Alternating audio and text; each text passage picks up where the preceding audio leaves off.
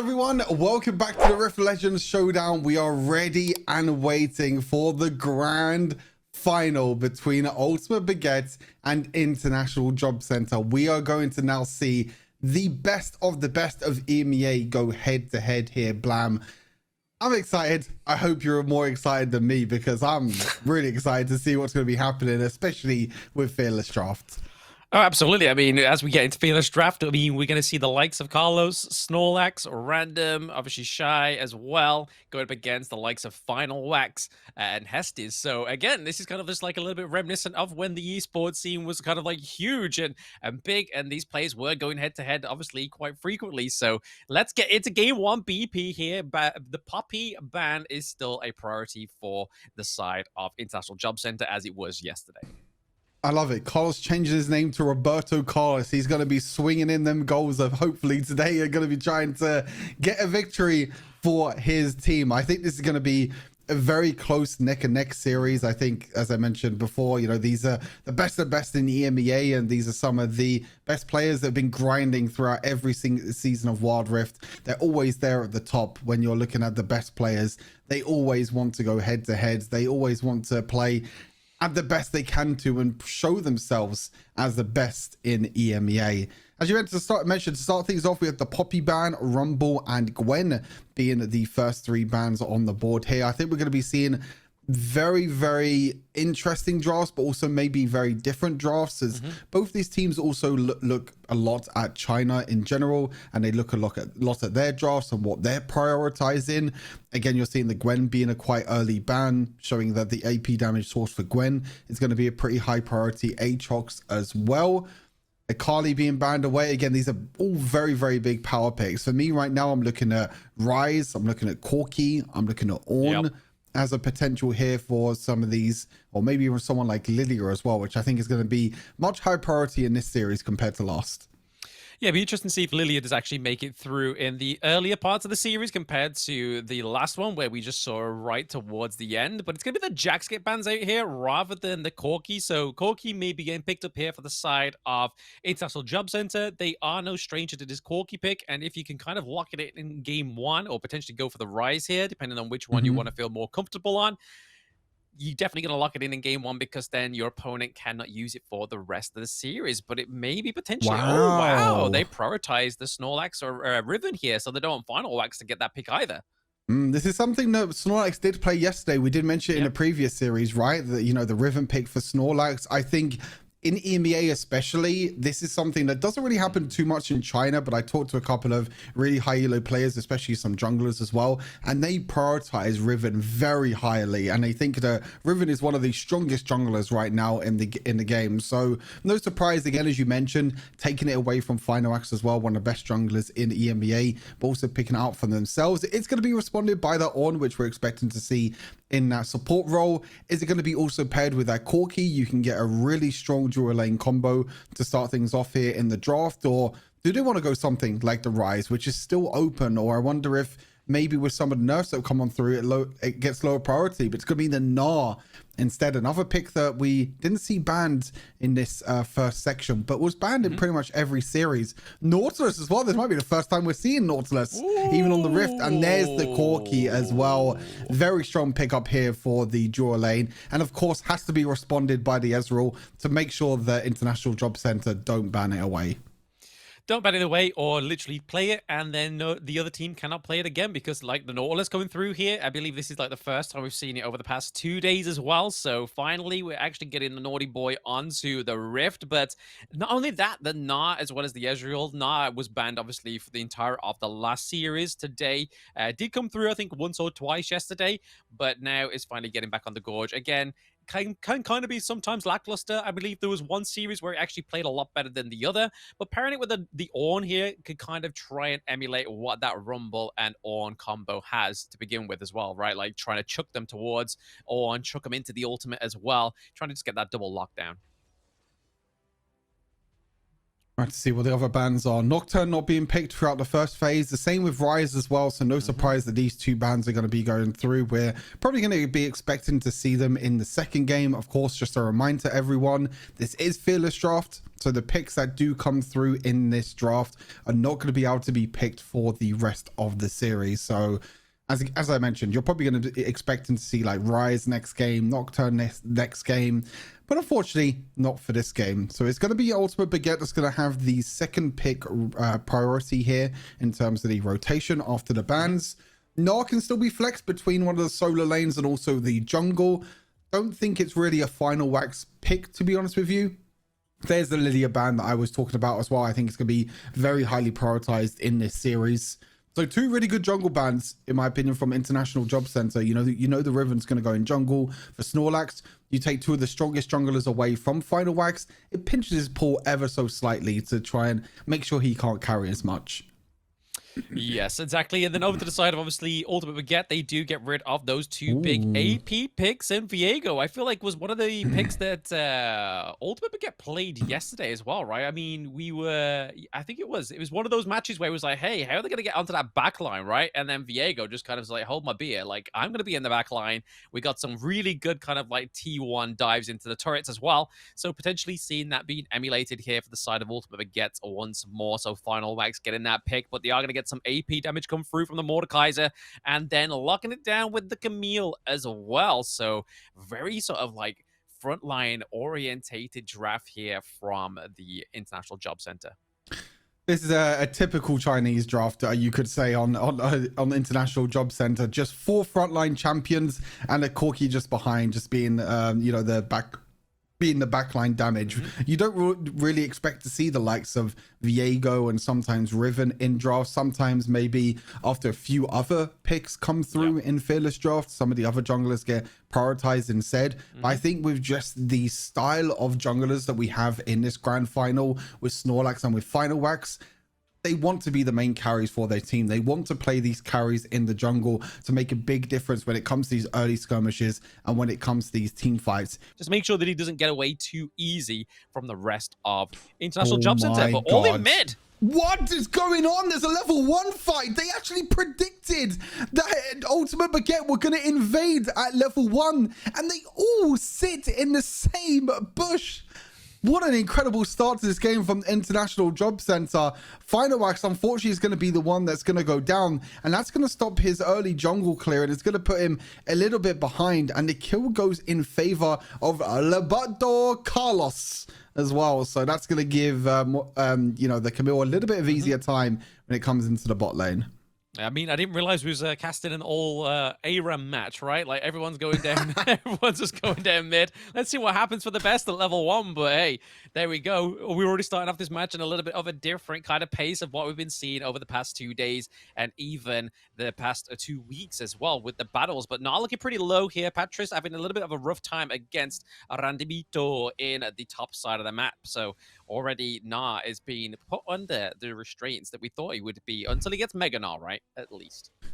Yeah, exactly that. When he gets Mega Na, he's normally a lot safer because he's much more tankier. But when he has this range versus melee matchup, he just needs to make sure that he keeps his distance to this Mordekaiser. As soon as Mordekaiser uses his abilities, just try and jump away and try and make sure that you don't get hit by any of these abilities, especially with the shield as well. You're seeing that Random's having a bit of an easy time here against this Gnar early on, trying to trade, trying to get these extra abilities off when he can, especially if Random can isolate Gnar as well, and he might even be trying to look for a kill here as well. He's going to try and maybe look for that first ability, but no, it doesn't come on through.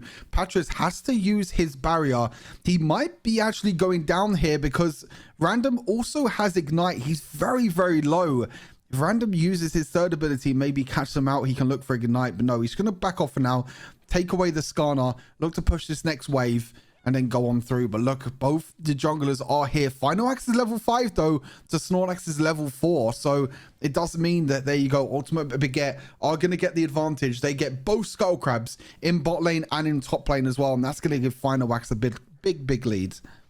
A big lead, but also obviously the intel that we saw the International Job Center really was like suffering from there, the lack of, because I feel like if Random actually had the intel there, he would have definitely committed that dive. We didn't know where Viego was. Final Wax was obviously coming from base at that point, and then obviously Hestes was rotating up to obviously give and over to Final Wax with Snorlax there. Not like he needed it, like we said, he had the level advantage as well in terms of obviously having his ultimate available also. So just again, Ultimate Baguette playing a very strong early game, not quite in terms of the gold resources just yet, but that's thanks to obviously that first blood helping International Job Center get that lead so far. Yeah, exactly that. You're seeing Patras at the moment using his ultimate just to try and clear the wave. Completely fine to use your ultimate early game as a Gnar, because you can only use your ultimate when you're in Mega Gnar anyway, and it doesn't have that long of a cooldown. So by the time you get Mega Gnar again, it's going to be able to, you know, come back up anyway once this Mega Gnar comes back up for the Gnar. So just using it for wave clear, trying to get this priority early on. But so far, very, very slow game, as we expect in the grand finals. Bland, you know, both these players and both these teams respect each other so highly. These, again, are some of the best players in EMEA going head to head. So you know that they want to try and make sure that they don't take any risks and don't try and look for any sort of overextends. But actually Random is going to use the ultimate here onto Gnar. Gnarly has the Mega Gnar though, needs to try and escape, does use the flash in time and is able to escape with that Mega Gnar coming through as well. Nice ultimate there from Random to try and burst back down Patras, but Mega Gnar came up just in time. Yeah, I think overall, obviously, even though it's not been a kill up to the top side of the map just yet, we do see a rotation from Snorlax once more coming through. Petrus doesn't have the Mega Gnar. He does get taken down, just as I was about to say. Not many kills going up to the top side of the map, but in terms of priority, we do see it coming from Random as well. He's definitely playing the lane to his strengths. Yeah, really well played from Random, just waiting for the right time to use his third ability to bring in the Mini Gnar. Yep. As soon as he goes back to Mini Gnar, he's just so squishy and there's nothing really you can do. So it's not like staying in that top side, getting that trade up in the top side and getting the advantage that Random really wants in this lane is really big. You know, you can see the gold lead at the moment as well, currently 600 gold ahead. Even the same in bot side, even though nothing has happened in this bot lane, Carlos has a 600 gold lead against this Warwick. So both solo laners at the moment for International Job Center coming out on top in this early game. Yeah, side lane's definitely paying off the gold lead, as well as obviously just trying to get priorities of these minion waves. We do have the neutral objectives come up as well, which is again where these priorities of the minion waves would come through and help with in terms of trying to get these objectives. True Shot Barrage being used pretty early there, just to maybe try and get some intel onto the side of International Job Center. But for now, definitely all circulating around this Enchanted Ensemble because it is a highly sought for objective overall. You can see both teams want to prioritize this Rift Herald. Both teams want to go for this Rift Herald. The Ornahorn actually comes on through, hits the knockup as well, and Riven is completely one-shot. Great chain CC there by the side of Ultimate Baguette. The Ornahorn proving to be absolutely huge in this fight.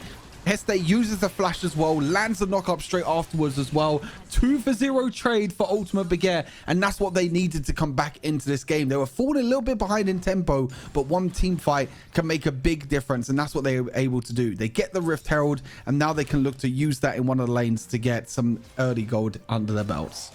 Yeah, I mean, they definitely need to try and use that Rift Herald, obviously, to try and change the tides of the pressure into these lanes, because right now, obviously, top side of the map is still going over to Random for now. Hestes is obviously being called up to the top side as well to try and help Patras, because look at that turret. Like, that's lost a lot of turret plating. That's a lot of gold going over to the side of International Job Center, which right now, Ultimate Baguette is managing to try and kind of just mitigate and get some collateral damage control over to their favors within the gold lead. But the Mountain Drake is still up. Will we see Snorlax go for it now? Does the bot side of the map taking the River Scuttle here?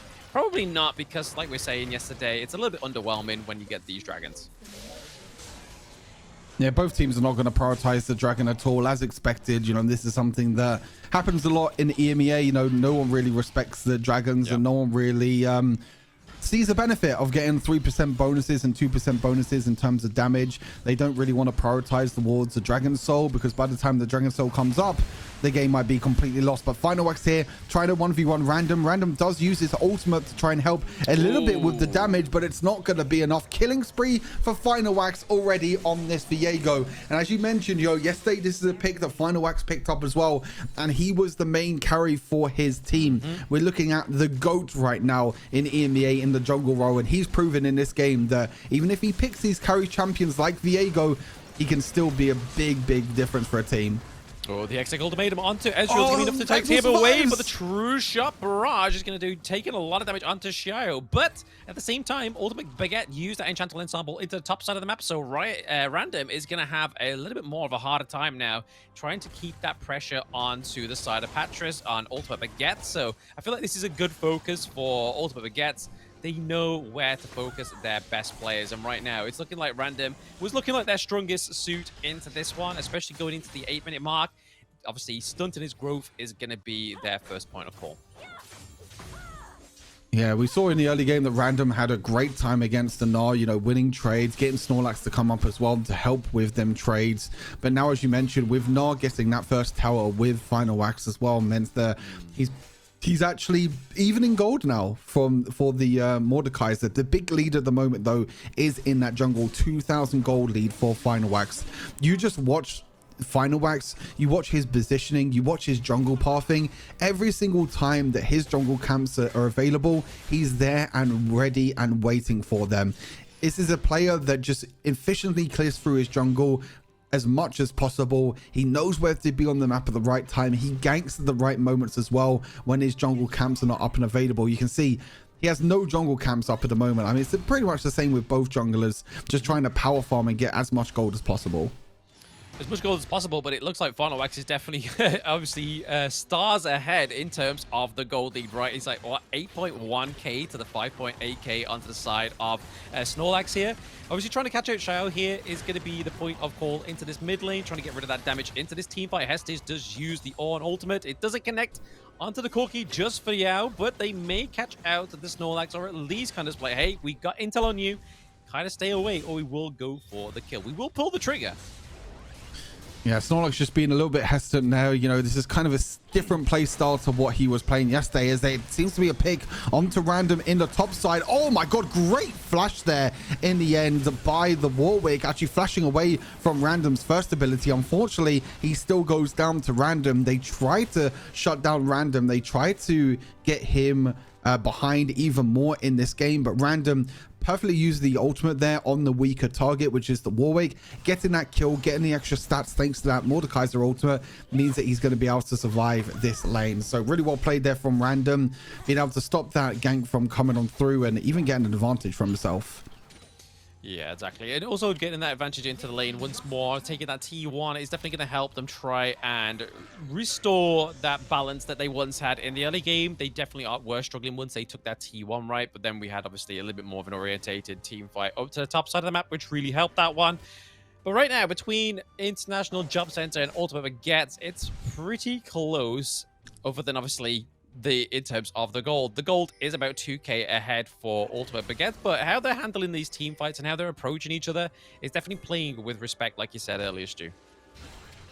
Yeah, exactly that. Both teams know what's at stake. This is the grand final here of the Rift Legends Showdown.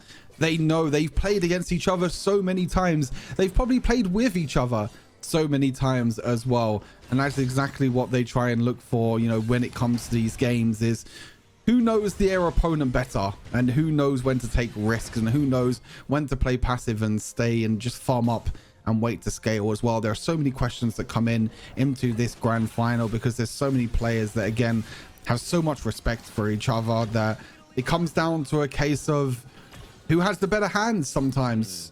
The macro comes in really huge, but who has the better hands when it comes to the team fights, when it comes to his trade. It looks like Gnar was able to get a kill onto Random. They're really focusing Random this game, already ganking him when he was in the top lane. Now he's in the bot lane. He's still getting focus. Looks like Heste was able to catch him off there as well, but they are rotating back here into the bot side. Quant is going to try and use the Nautilus ultimate to use that chain crowd control, but the Gnar is going to jump away to safety, but it does mean that Heste is going to be the sacrifice, but he'll take that as a support. Sometimes other champions and other players' lives matter more than yours.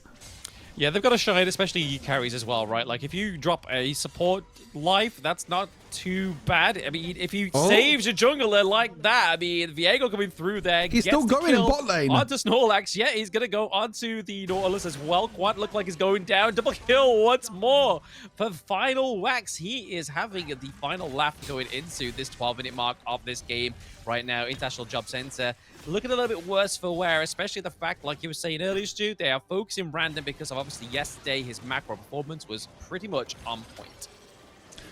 Yeah, at the moment, they don't know how to take down Final Wax. They don't know how to break him down at the moment. Now they're just going to chain CC Random and pick up another kill here as well. Final Wax is completely running over this game right now. 5-1 on this Viego. Already has 2 items. 3,000 gold lead right now in the jungle. Snorlax just doesn't know what's hit him this game. And even Random as well. Random is a player that had such big highlights yesterday, and as you mentioned, had such big plays throughout the whole series. But in this game, he's definitely very, you know, he's definitely struggling.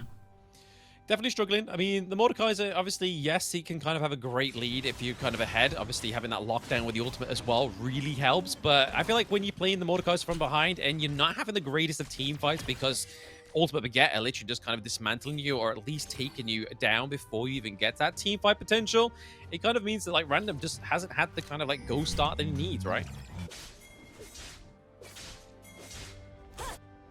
Can't get anything going at the moment, I feel like, in this game. Like, this is really surprising to me, to be honest. I thought this game would be a lot closer than what it is at the moment, but yep. Final Wax is the one that's getting picked, and there you go, the Warwick ultimate, the pick potential again. Ornhorn is going to come down, not going to be hitting anyone, actually just completely misses for the moment. Random, not going to be using his ultimate just yet. It's going to try and isolate someone in these fights, but Snorlax is trying to jump in, trying to do enough damage, but isn't able to. Final Wax gets the reset with the Riven, and here he goes. He's going to keep jumping in time and time again. Now going to jump in onto Random. Not going to be extending too far though, because they know that Baron is up. They know that they want to try and turn towards this Baron, as it's such a big objective for them to try and win out this game number 1.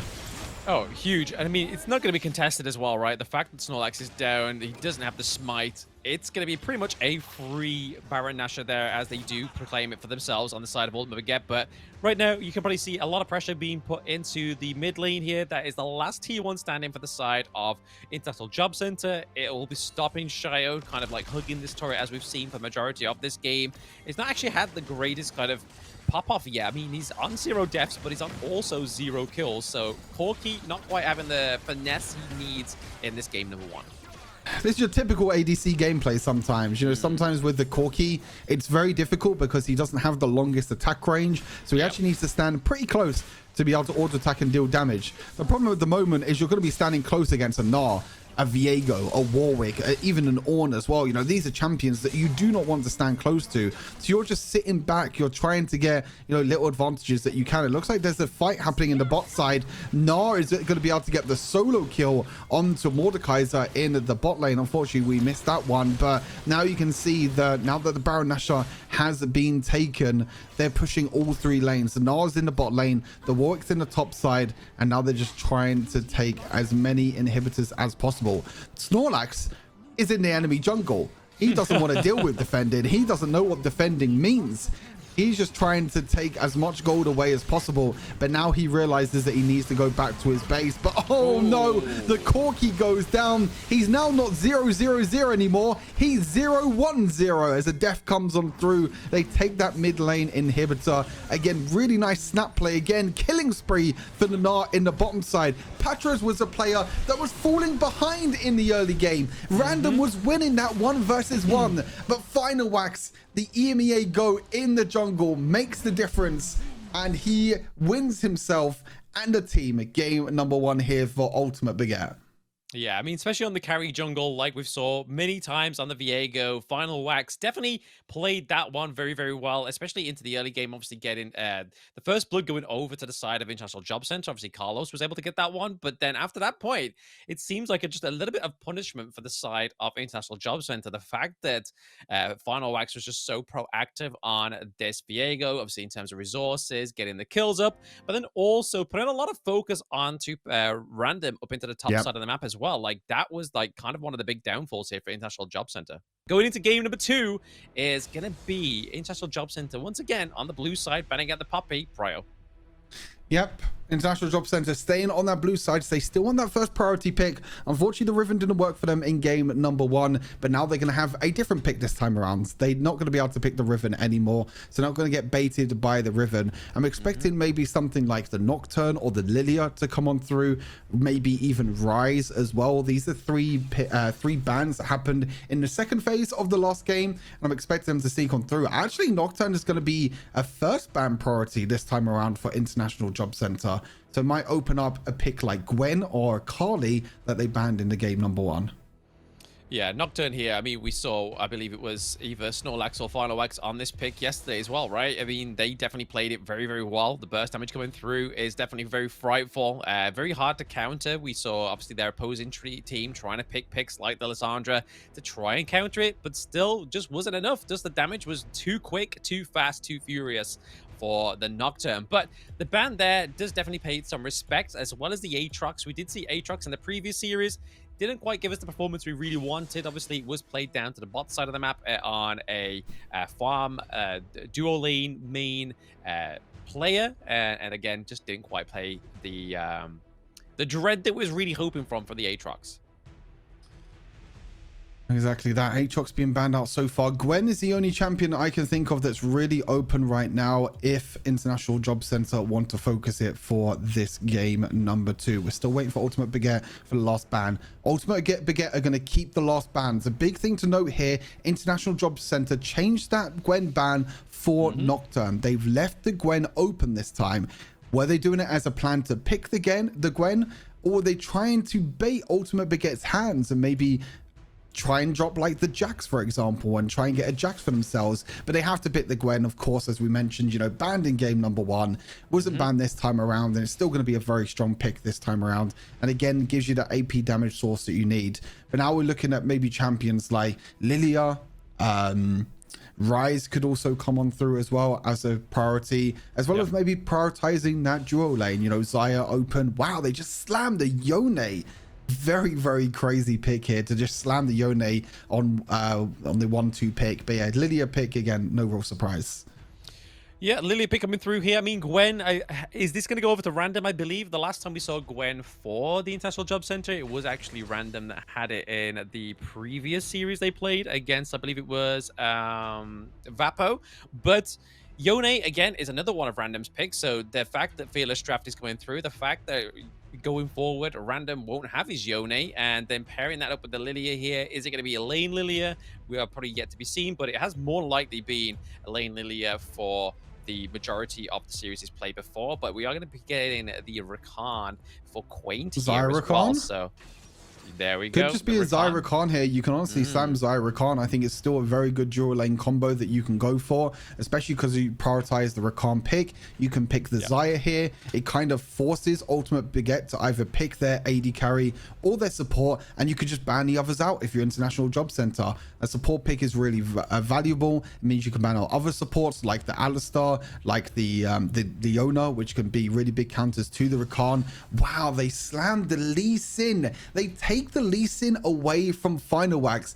In game number 4, I believe it was yesterday, Final Wax picked that Lee Sin and was such a huge carry in them late game team fights, even though we were a little bit worried about it.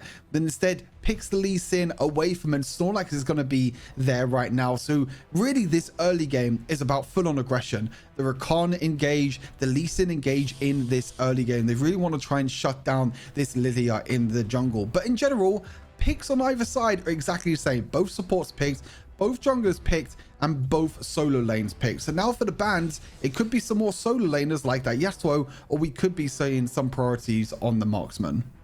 Yeah, because I mean, marksman already been used, as obviously, as you can see below, guys, is the Ezreal and the Corki, but we've seen quite a bit of priority for, obviously, the Severe as well. We've seen priority for Varus also, and then, obviously, as we get later on into these Fearless Draft games, we see the likes, obviously, Lucian come through also, but then also the AP, those APCs that we used to see way back when, they've also been coming through, like the Orianna. So potentially we could see an Orianna come through here. Again, we saw random play that also, obviously, those shockwaves were obviously messing up a lot of people. But the Varus being banned out here, Severe being banned out here, we may actually be forced into a pick like the Orianna. Yeah, exactly that. Interesting who they're banning out. Wow, they're banning out a lot of marksmen here. Zeri, Varus, and Severe all out the pool. I feel like here, if you're Ultimate Beget, you need to pick the Xayah here. Xayah is basically really the only other AD carry left. There you go. It's going to be locked in here. With the other AD carries all banned out, Xayah, you feel like, has to be the pick. Again, you can't give the Xayah Rakan over to International Job Center as well at the same time. So, again, smart pick up here for Ultimate Beget. And now they're going to look to try and round out their composition. And Aurelion Sol was a pick that they were able to win on yesterday. I think you go a little bit too AP heavy though, because you have the Aurelion Sol, you have the Gwen, and you have the Rakan, and you're against the Galio as well. I feel like there's just not enough AD damage here for International Job Center. They banned out the marksman, but they kind of shot themselves in the foot where they don't have any other marksman left to pick. So their main carries, Gwen and Aurelion Sol, in terms of damage this game, is all going to get negated by, like, Yone can build more of Malmortius, the same with the Xayah, and even Galio as well. He can give his entire team a magic shield, which is going to negate a lot of this damage. I mean, you could potentially even go onto the top of a Yone as well, right? Like, if you can get Yone to go in there, use the hero's entrance, get that knock up, pretty huge. But I do have to say to you, I'm not going to give over the support to International Job Center, because I feel like there is a lot of fault, a lot of risk within this draft. But if they can perform, the risk does pay off.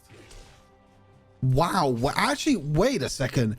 Patrez is going to be playing Lilia in the solo lane, and we're going to be seeing Final Wax on the Fiora jungle. This is something that I was not expecting to see. I was expecting Lilia in the jungle and Fiora coming up in the solo lane, but I guess Final Wax doesn't feel comfortable on this Lilia. They wanted to pick it away, and Patrez is going to be playing it in the solo lane. It's going to be going up against the Gwen as well, which is not a bad matchup. Gwen doesn't have really too much early game damage to punish this Lilia, but this is definitely like a Final Wax champion. This is a player that, you know, has been playing all these bruisers and playing all these assassins for so long, and Final Wax is, you know, Fiora is like the perfect champion for him. Yeah, I mean, he definitely has the dashes around, and obviously the riposte as well, kind of trying to just to mitigate some of the damage coming through, and obviously the CC that can come through from the side of International Job Center, especially trying to get mitigate that knockback that we know that Lee Sin has here. So Snorlax might be in for a bit of a hard time with the draft of Ultimate Begets, and tries to find out who he can land onto. Because I mean, even the likes of the Xayah can kind of just go up with her ultimate and just mitigate that like knock-on effect that potentially could happen here for the Snorlax.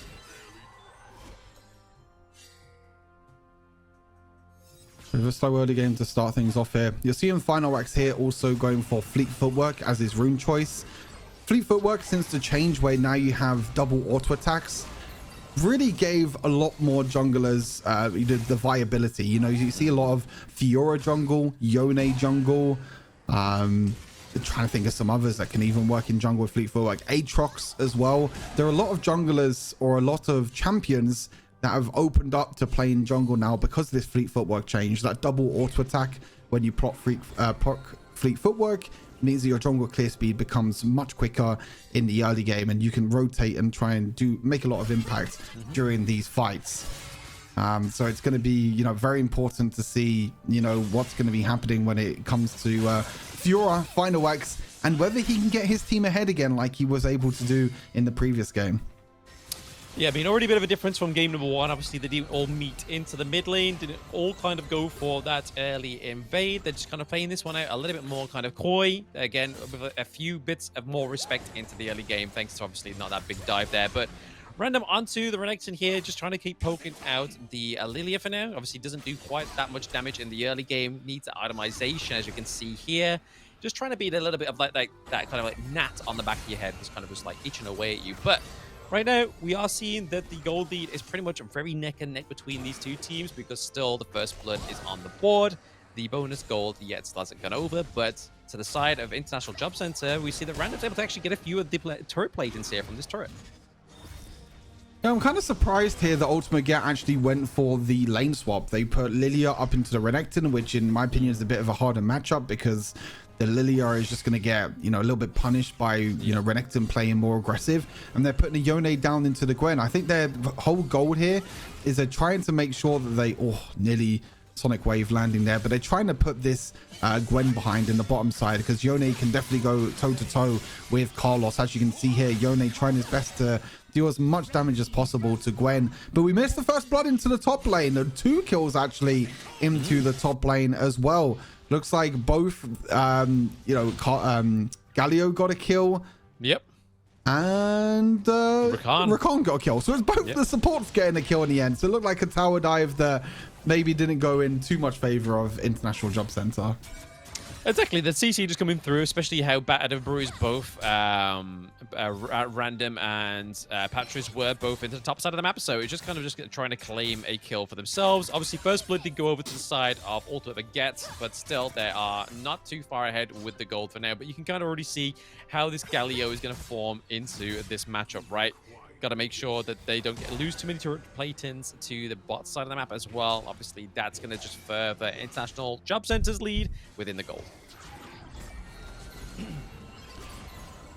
Now you're seeing a lot of farming. Again, a trade of 1-for-1 in terms of ports. And here comes the 5 versus 5 fight again at the Rift Herald. We saw it in the previous game, and now it's going to be happening again. Early ultimate there from the Galio. That's a huge ultimate that's down. And also Xayah is very low on HP. So I'm a little bit worried here if I'm Ultimate Baguette because they're going to look to try and take this Rift Herald. But they need to be careful now because no Galio ultimate. And no Xayah as well. It looks like Snorlax is jumping in onto the backline. We're missing it completely as Xayah survives on 1 HP, but Final Wax gets caught instead. Survives as well on 1 HP. So multiple members of Ultimate Baguette actually surviving there on 1 HP. But meanwhile, whilst this team fight was happening at the Rift Herald, Carlos was able to solo kill the Yone in the bot side of the map. So huge win overall for International Job Center.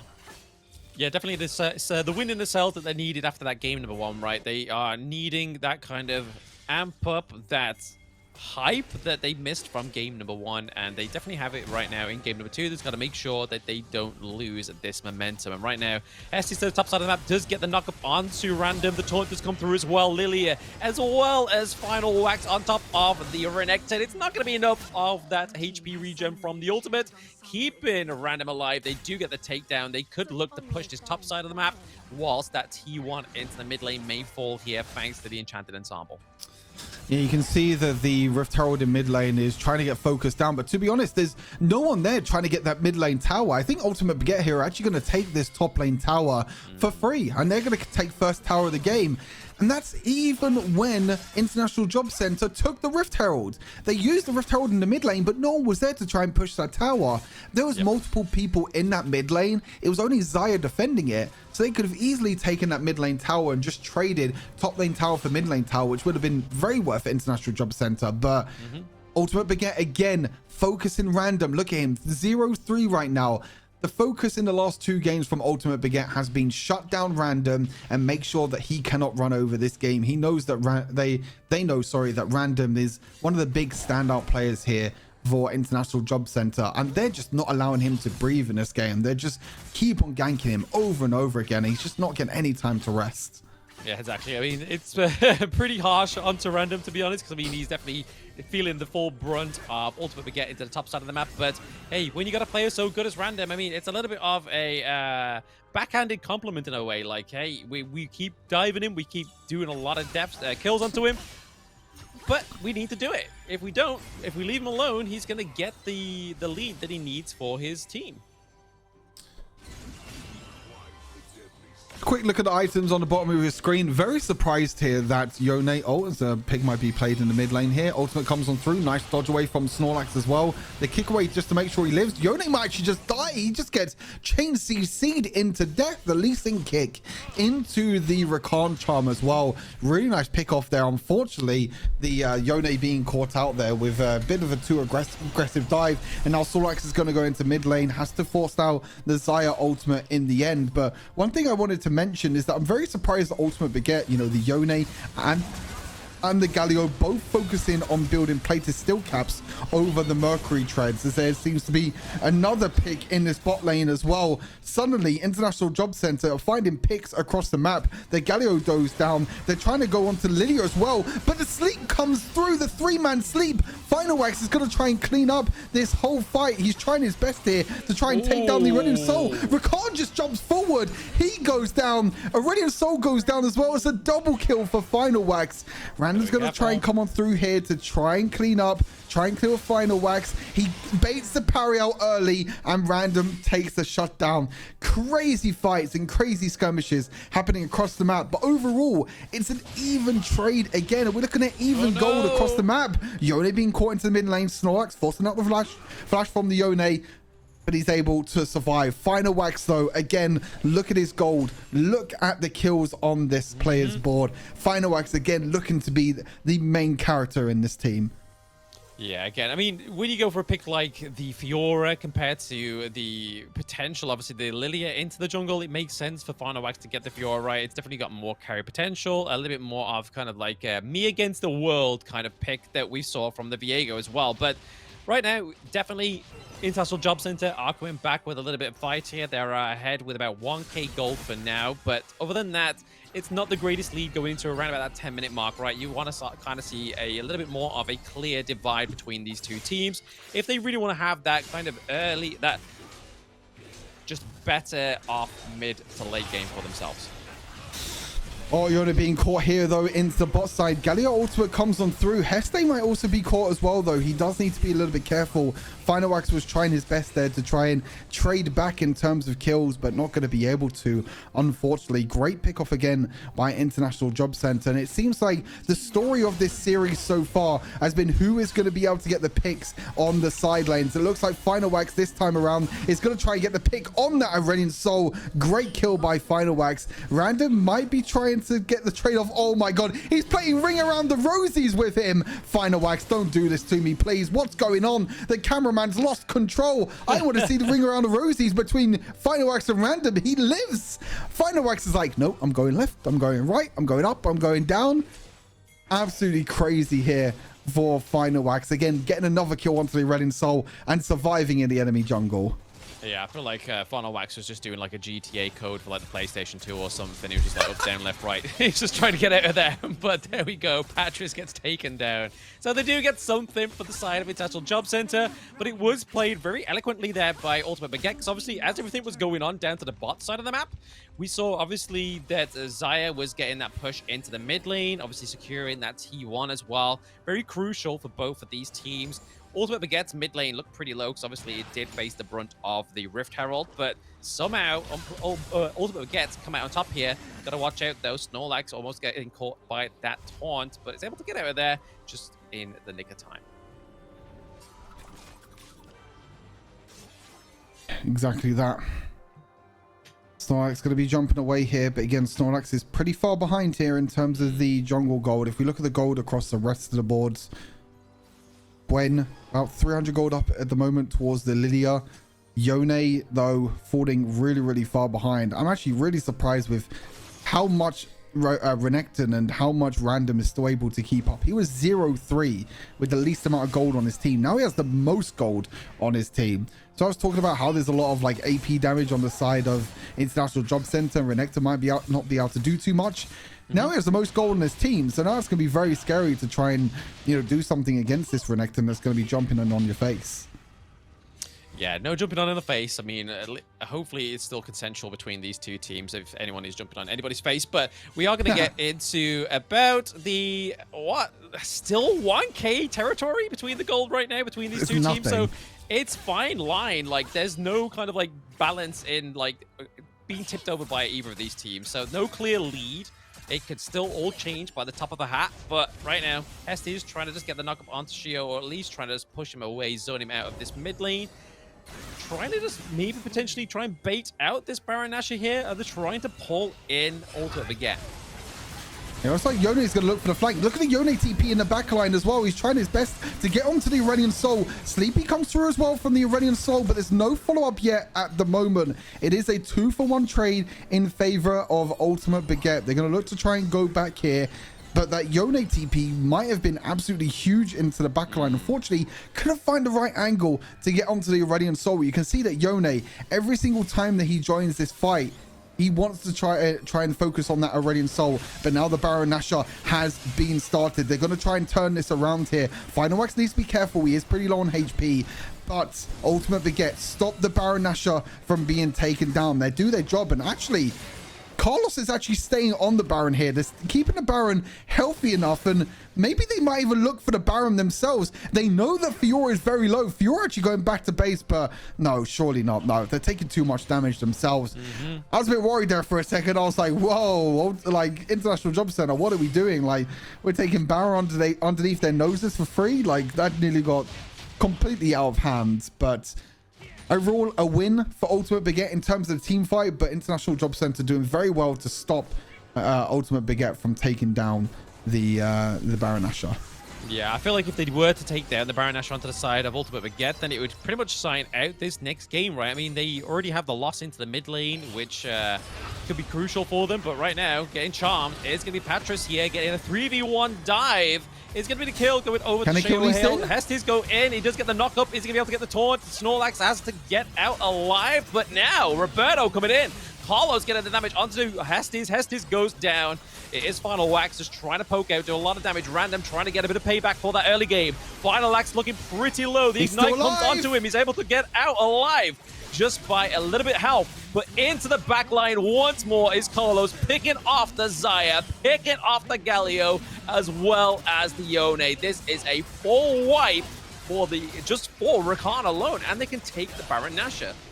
Yeah, Baron Nashor is going to be secured here. Great pick again. I feel like, you know, International Job Center doing really, really well with their pick comp. They're using that Rakan ultimate every single time. The charm going on through. This time onto Patras, getting caught completely red-handed here in the river, getting caught out, not being able to escape at all, with no flash, no dashes, and no way to escape. The Rakan ultimate on top of this Snorlax with Lee Sin jumping in as well means that, you know, Patras going down means that it's a 4 versus 5, and then suddenly it just looks like a completely lost fight here for Ultimate Baguette. And International Job Center now with the Baron Nashor. We saw how well Ultimate Baguette was able to use that Baron Nashor in game number 1.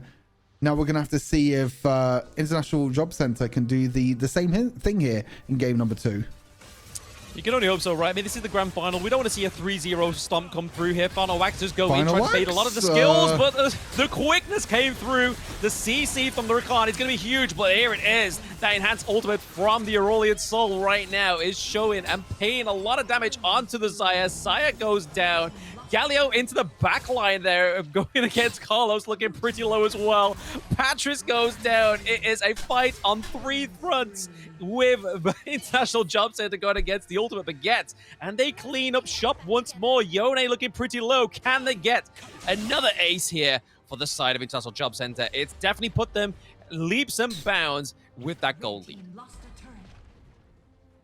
Yep, doesn't look like they're going to do enough to defend this. Yone is not enough either. Aurelion Soul, the breath of fire, reeks into the base of Ultimate Baguette, and we have a tied series on our hands. International Job Center fighting back in game number 2 to take game number 2 here and take us to a 1-1 going into game number 3.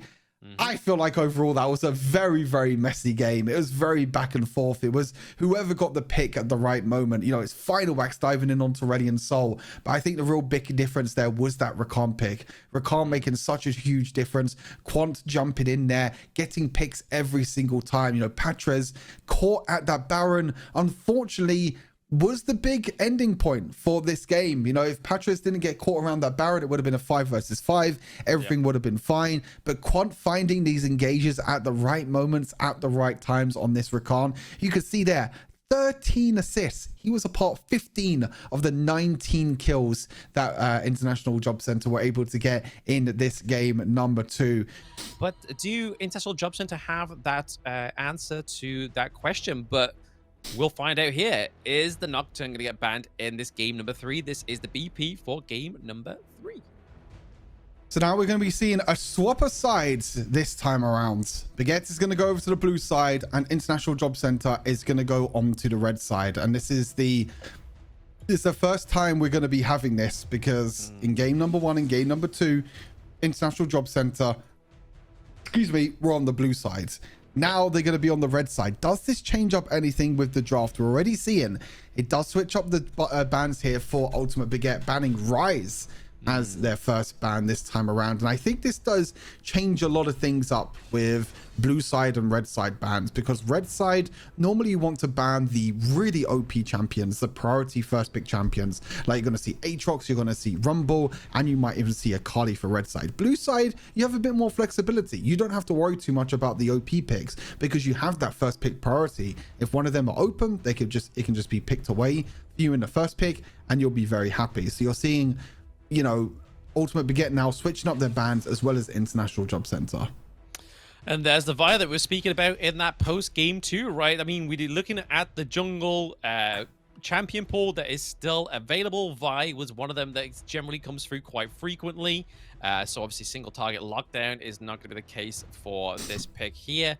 But honestly, like we were saying about like the blue side pick, there's been a lot of kind of like prior blue side that's been taken off already, like the likes of the Gwen, even if you look at obviously the Ornn as well has been taken off the board also. So already it's kind of shaping the ban phase a little bit more differently here, but the Rumble is going to stay as one of those bans. The 2 big pro picks right now is either going to be Akali or probably Volibear as well. I think they're going to be the 2 big picks. Okay, Akali is banned by themselves, which is very interesting because they can pick it up for themselves if they want to, but maybe they just want to ban it away. I think Volibear could be the other one. Nocturne also could have been a first pick, but that's been taken away. Volibear is a pretty good first pickup. Poppy as well is also open. Also is Jax. Jax was banned by Ultimate Baguette in the first 2 games, and they're going to be picking it up here as their first pick. Poppy has not been picked up yet either, so that can be a really good counter here against Jax. Obviously, Jax with his leaps can be completely denied by the Poppy, as predicted. That's going to be picked up, and then you're probably either going to prioritize maybe your support here, or maybe if Snorlax wants to maybe deny another jungler away, but you can prioritize the support. Maybe something like the Alistar or the Leona. Maokai is still open as well. In terms of AD carries, there's not too much left unless you want to prioritize like a Severe, who's been very popular throughout this entire weekend. Yeah, I mean, Severe could come through, but they could also obviously lock in some kind of like AP damage as well onto the side of International Job Center. It looks like it's going to be okay. Nope, the Volibear coming through. We did mention that as well. That was one of the picks that has not yet been picked, but was banned quite frequently. Over to the side of Ultimate Baguette, it looks like they definitely want to maybe go for one of their ADCs, because again, Varus is probably one of the only ones, as well as Severe, that is still available that they could really go for, or what we've seen through this past weekend and the battles as well. I mean, the lockdown is going to be great for them. Obviously, Chains Corruption really going to kind of try to stop the likes of either Poppy trying to dive in onto you or Volibear trying to dive in onto you. Kind of use it aggressively and defensively at the same time.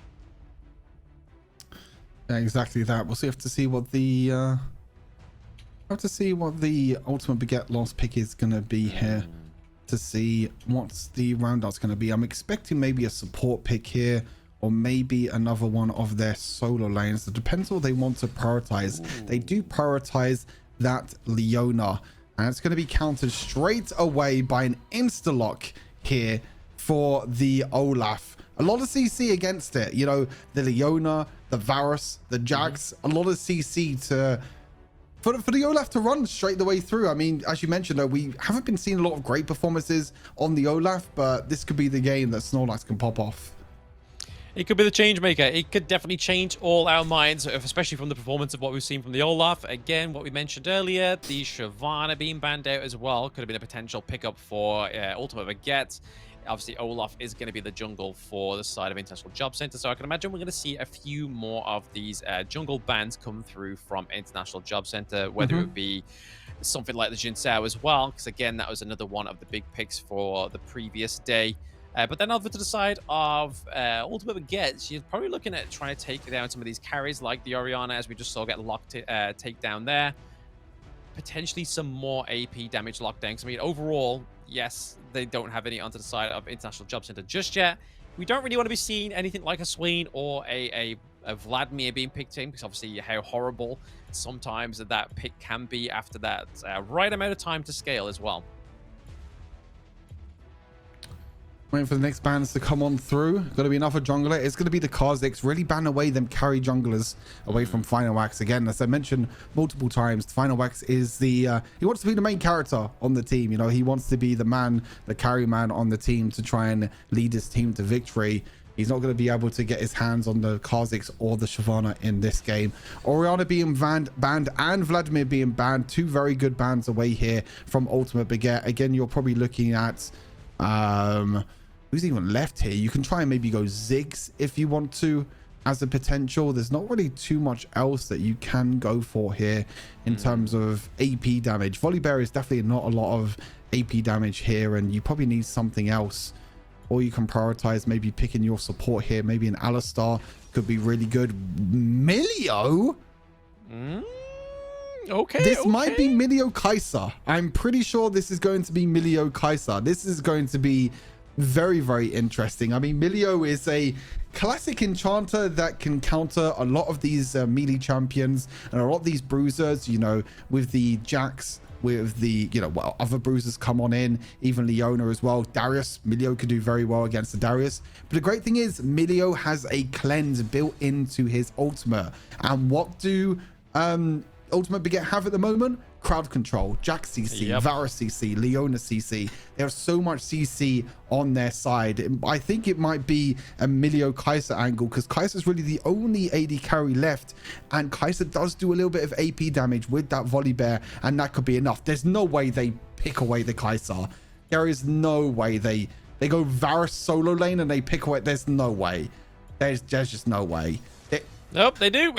Oh my god, is that I need to check if this is a mispick or not. It's not a mispick. Oh my god, they picked away the Kai'Sa. That is absolutely unreal that they pick away the Kai'Sa there. I mean, it was written in the stars. As soon as you pick this Milio, you know that the Kai'Sa is going to be locked in. So now they're going to play Varus in a solo lane, and Kai'Sa is going to be paired with the Leona. They pick the Zeri instead. My god, what a crazy draft coming into game number 3 as well. And this is what I love to see. This is why Fearless Draft is so much fun. You pick away picks that you cannot go anymore in this entire series. This is 3 other AD carries taken out of the pool. Normally we only get 1 AD carry per team. Now we get Kai'Sa and Varus in the same goddamn team. What are we looking at? That Milio pick just completely threw me off guard, though. Completely threw me off guard. I was not expecting a Milio to be picked here in game number 3. This is the exciting part of Fearless Draft. Once all these tank supports get taken away, that's it. It's time to shine here now for the enchanters to reign supreme. I wouldn't be surprised if we see Karma, Seraphine, maybe even Lulu being picked as the next few support champions. But look at this as well. I didn't even realize Final Wax is playing Darius jungle. This is something I've not seen for years, honestly. Like, Darius has been struggling a lot in jungle with being able to kite and being able to get advantages in ganking, but there's so many crazy picks in this game that it's super exciting to watch. Exactly. I mean, that was probably my only call that I probably knew was coming out there, right? Was the fact that Darius had to be in the jungle, because I mean, Leona and Jax more likely aren't going to be up to the jungle as well, into the jungle as well. So the phase rush Darius does make a return. Very strange to see, but let's see if Final Wax can carry with it, right? Oh, exactly that. I mean, Final Wax needs to be the carry. Needs to make sure that he can go in. Needs to make sure that he's the one that goes for the engage. And he wants to be, as I always say, the main character for this team, making sure that he can do enough to get the resets in team fights, because that's exactly what you want as this Darius. You want the reset in team fights.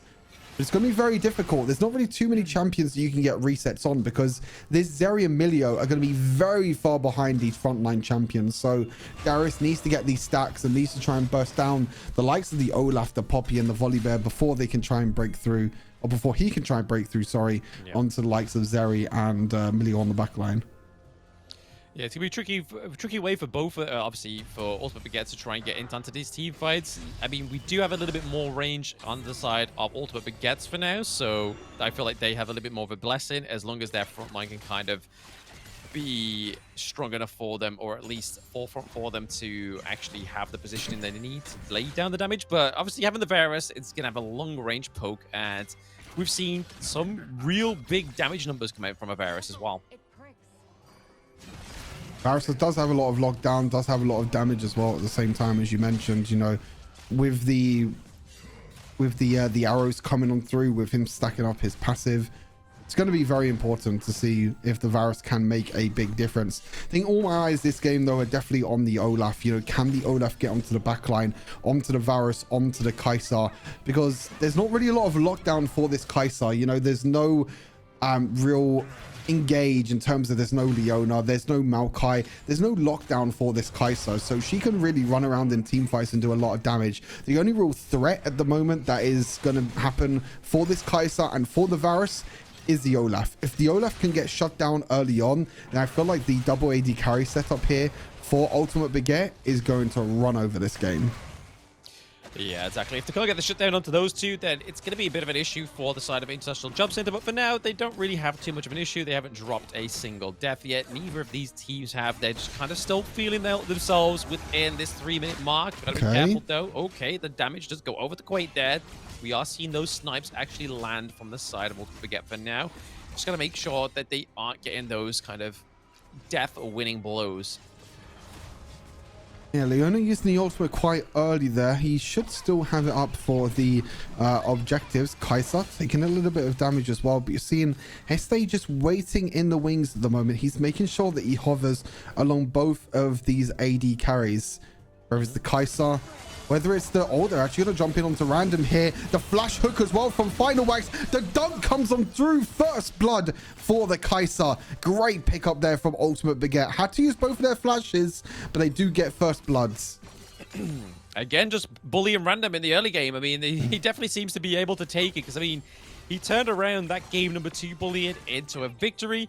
So they're going to be like, you know what, let's focus that side lane once again. Obviously, random, if he's left to it, he can obviously make a monstrous mess of your side lanes. So again, Ultimate gets like, you know what, we're not going to let him do that.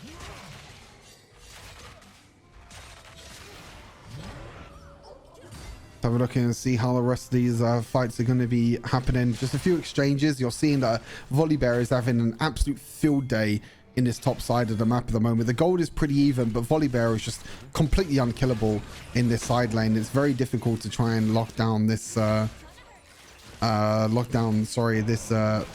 Volibear in the early game. Just so much shielding, so much AoE damage. And interesting enough, you're seeing a bit of a change in this game number 3, Blam. International Job Center are going to be going for the Dragon to start things off here instead of contesting the early Rift Heralds. Yeah, strange. They're going for obviously the first dragon of the game. Maybe they're looking to try and prioritize the potential takedown of the Dragon Soul. But gotta be careful here. Snorlax trying to get the dive in onto the Kai'Sa. Flash over the wall. It's going to be the Zeri with the poke, but final blow goes over to Snorlax as well. Gotta be careful though. They do trade the Kai'Sa for this top T1 into the top side of the map. And also, Ultimate Baguette do have the Rift Herald, so they could potentially go and get some more Tread Platings if they want to. Yeah, totally agree. They still have the Rift Herald. They take the first tower of the game into the top lane, but that's like an Olaf dream right there. Like, if you're playing Olaf, you see a a Kai'Sa and a Varus walking in the bush in the front of you, you're like, yeah, good luck, have fun. I'm just going to press my ultimate and run straight towards you. It's really unfortunate there. Kai'Sa actually played really well. Ultimate away from the Olaf. Olaf then flashed. Kai'Sa flashed back over the wall, but Kai'Sa flashed back onto the Zeri W. So unfortunately got slowed and also got hit by the axe from the Olaf in the end. So a little bit unfortunate there from the Kai'Sa going down, but she has the first item online. So does the Varus as well.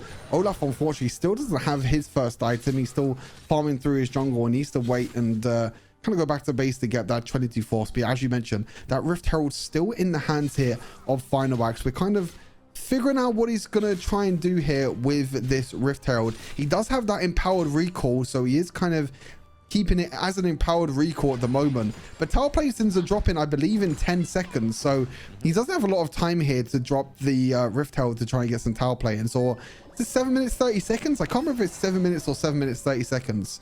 I'm pretty sure it's 7 minutes. Oh no, we'll fall soon. So it's in 30 seconds. So 7 minutes, 30 seconds, just has enough time to drop this Rift Herald into the bot lane. You're seeing the dual lane for Ultimate Baguette looking to try and rotate. Oh my God, look. Beautiful. Wow. I didn't even know you could ultimate the Rift Herald away as Poppy. That's completely broken. Just he got completely mitigated that push there. It's like, I'm waiting for it, click it, and maybe even potentially keep this alive. I mean, top lane has fallen, so they don't get the extra gold. Yep, we do see Snorlax into the back line here onto Estes, but we do see the Icanthium Rain come through. Not going to do quite enough damage just yet onto anything like the Olaf, but they do save that T1 into the bot side of the map. Oh, that was absolutely beautiful. That was so satisfying to watch as well. And the cameraman just followed the Rift Herald and the champions as they flew all the way up into the air, all the way back down. They did get the charge off though, so that is going to give them more tower platings, and it's actually given them roughly about a 2k gold lead in this early game, even though International Job Center were able to get that first blood. As you mentioned, Blam, you know, they traded the kill for the top tower, and they were able to get multiple platings in that bot lane as well. So in terms of tower platings, up in favor of Ultimate Baguette, and that means that they do have a little bit of a gold lead this early on. Yeah, they're going to need it, especially trying to build the itemization into Varus as well as the Kai'Sa. Obviously, Soul Reaver as well as Terminus being built here for these two picks. Obviously, some great early game damage for those tier 3 items this far. But like you were saying, they do have a roughly around about a 2k gold lead over International Job Center for now. And they are able to take that T1 down to the bot side of the map. So really opening up these side lanes. The pressure is on for International Job Center.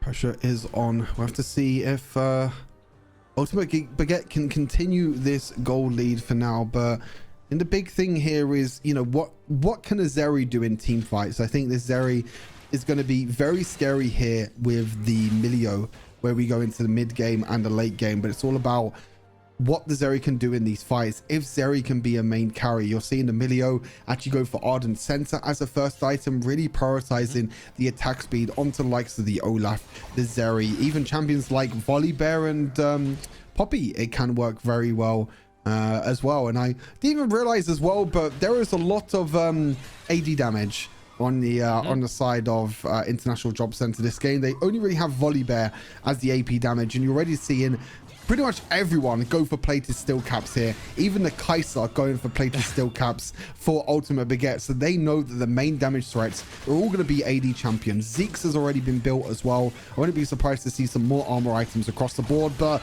meanwhile, a pick onto the Varus, I believe that is. Yes, Varus with a huge mistake. Not too sure why you would walk in the river there at that moment. Poppy, random, doing very well at capitalizing on the mistake, using that stun to get up against the wall. And that's going to be the second dragon now for International Job Center. So they're really starting to stack these dragons, and Ice Dragon is definitely one of the best dragon souls that you can get in this game. So if they can get that third dragon as well, it's going to give them a bit of an advantage.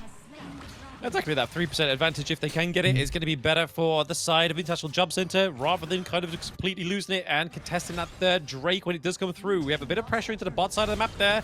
They are able to get the T1 into the bot side of the map, so trying to get some more lane priority is International Job Center, because that's what they're struggling with right now, right? I mean, their team fights haven't really been popping off as in terms of a full team fight between these two teams, but the pickoffs are still going into the favor of International Job Center, so they need to change this lineup.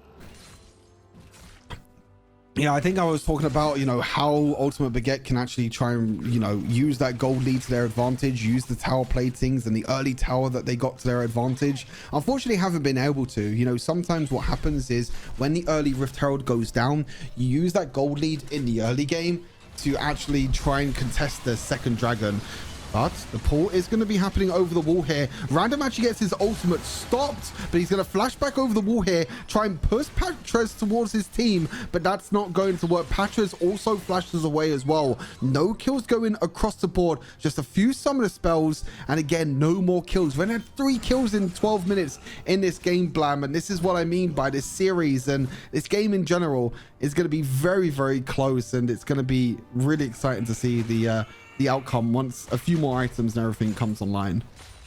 Yeah, I feel like that's where the scaling really comes through for both of these teams, is definitely when those next few itemizations do come through with these. Obviously, we have the Blade of the Rune King going on to the Kaiser, as well as the Serpent's Fang going over to the Varus. So already sort of like 2 itemizations coming in, as well as the Steric's Gauge as well for the Darius here. So obviously a little bit more in terms of the defense, but again, we're seeing a little bit of a ring around the poses around the Baron Nashor for now. We do see Carlos in the back line doing a lot of damage onto Patres and Hestis here. The snipers come through from the Zeri as well. Shio doing a bit of damage into Hestis. Hestis having to force the flash as well, using the Volleyball ultimate, but then bringing him close to the chain to corruption, locking Carlos in place. May have just saved the lives of some of Ultimate Baguettes, but no, we do get Snorlax getting the kill onto Hestis, so Leona is down. We see Kaiser going down, as well as the Darius as well.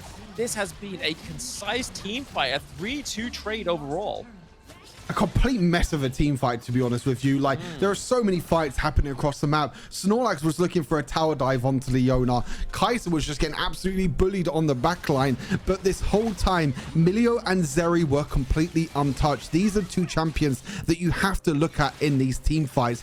If there is no way for the likes of Patres and Final Wax or even Heste to jump on this Zeri and Milio, they're going to run away with these team fights. And that's exactly what happened there. They saved that team fight, because it looks really dire at the start there, with Volibear diving in by himself, Snorlax tower diving and not being able to get any kills.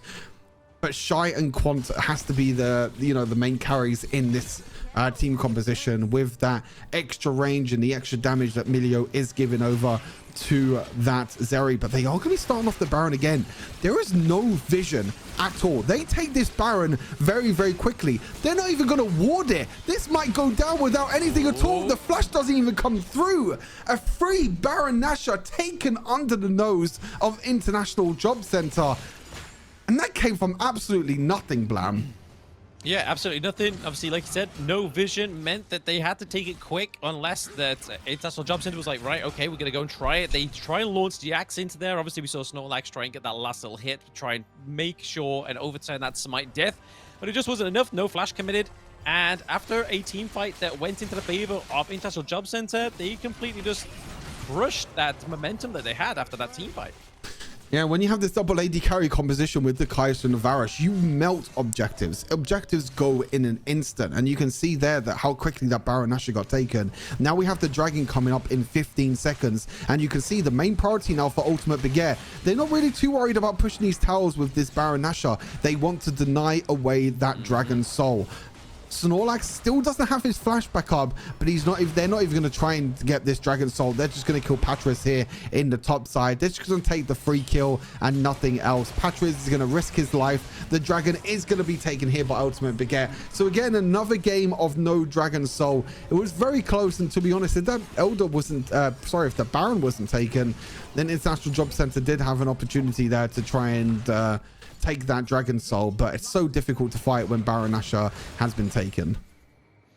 Yeah, I mean, the Baron Nashor with the enhanced minions is going to be very difficult for them to try and even defend these turrets, right? The T2 into the mid lane looking like it's going to get taken down here, but they are going to try and defend it the best they can. International Job Center with a 3-on-2 chase right now, but we do see, obviously, Kaiser was into the side lanes, but getting the recall back, trying to get the push taken away from the Olaf into the top side of the map. Snorlax trying to go for a little bit of pressure into both of these lanes.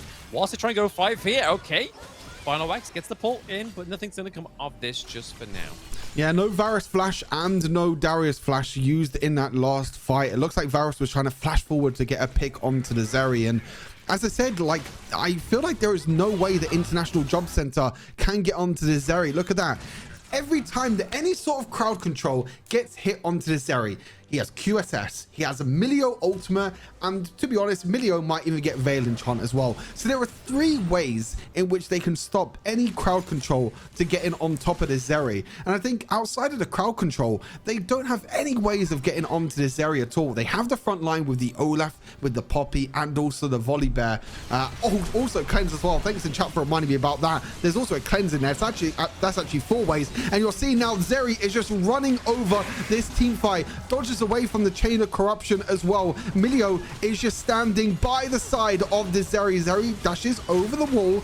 Needs to be careful a little bit on the tower dive. Patra is trying to jump in onto the back line, but is not going to be able to do enough damage onto the Zeri. He jumps again, but Zeri dashes over the wall. Patras is still alive. He goes down though, and that is 2 kills for 1 over to the side of International Job Center. Baron is up in 15 seconds, but Final Wax is down for 20. So they have a 5-second window here to potentially try and take Baron in a 4 versus 3 scenario, but with their jungler down as well at the same time, I think it's going to be very risky, Blam.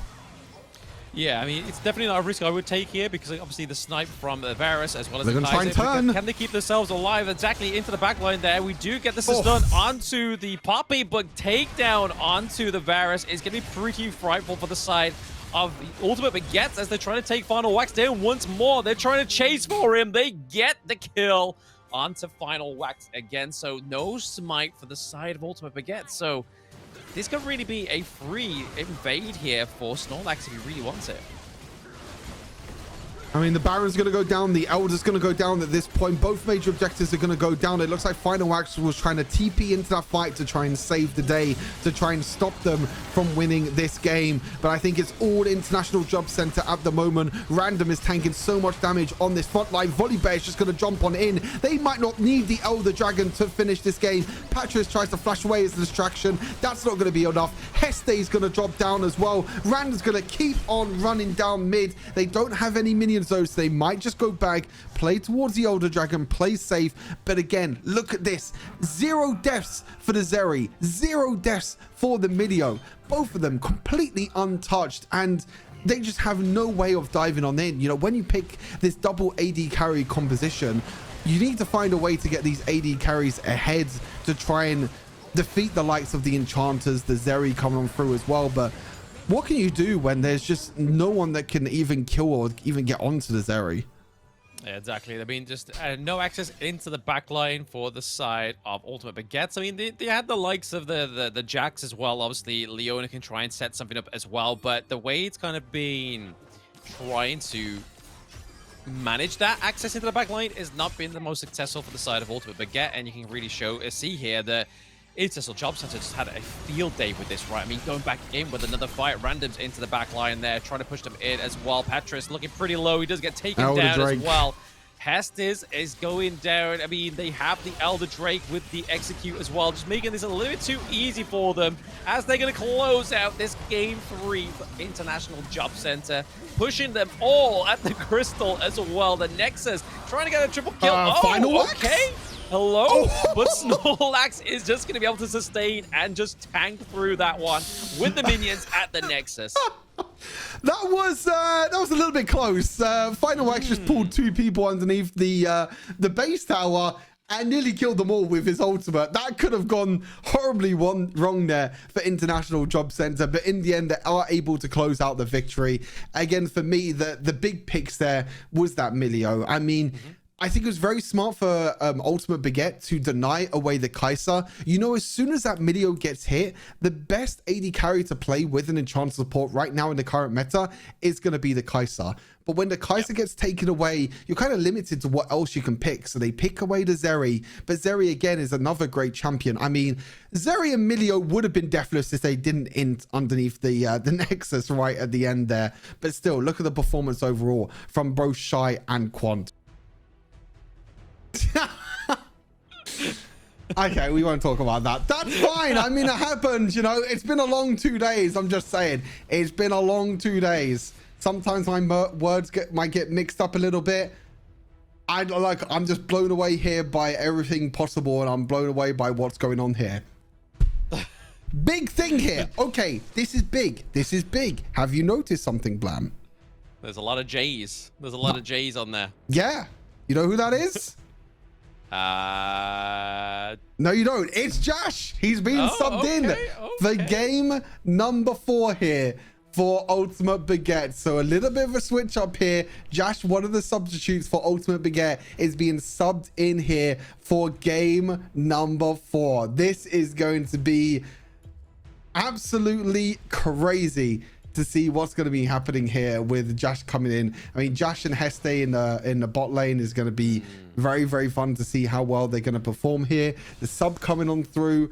Can that make a big difference in the draft? We'll have to wait and see. Have to wait and see, but the prio onto the Severe is obviously going to be pretty huge. Yep. Obviously, if it is Jash into this one, they want to get that pick locked in. As we said, there is not many ADCs left alive within this Fearless draft, so that we honestly surmised that that was going to be the prio pick anyway, right?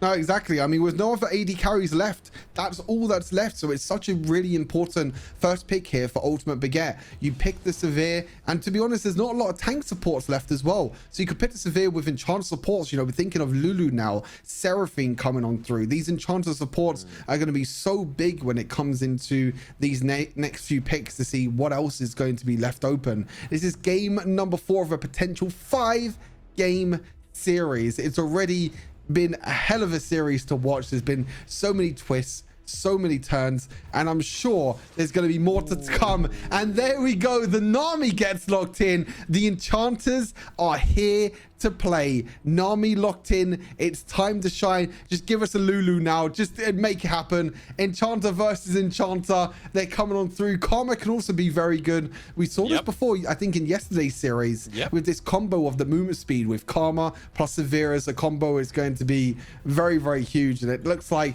that is going to be locked in here. Oh, baby, we're this far into the draft, Blam. We're getting the Enchanters. We're getting the hyper carries online. I'm ready for this. Yeah, exactly. It's something we saw yesterday. So again, we not only have the movement speed increase from the Severe as well as the Karma, we obviously have the shield from the Karma as well. They can be pretty huge, and we saw it pay quite well with yesterday. I mean, I don't think it actually won the game yesterday, but it was definitely one of those fearful drafts that when we saw it, it was like, okay, this is very aggressive. I mean, it becomes even more aggressive with the Shyvana coming through here as well. Obviously, if you allow her to sort of just farm up her stacks, she's going to have a very good kind of like game on her hands. And obviously with the dive in, with the movement speed increase, you can really kind of like catch off the enemy team. You could be like from one place to point A to point B very quickly. But Lucian being bet here as well. Second Lucian of the day.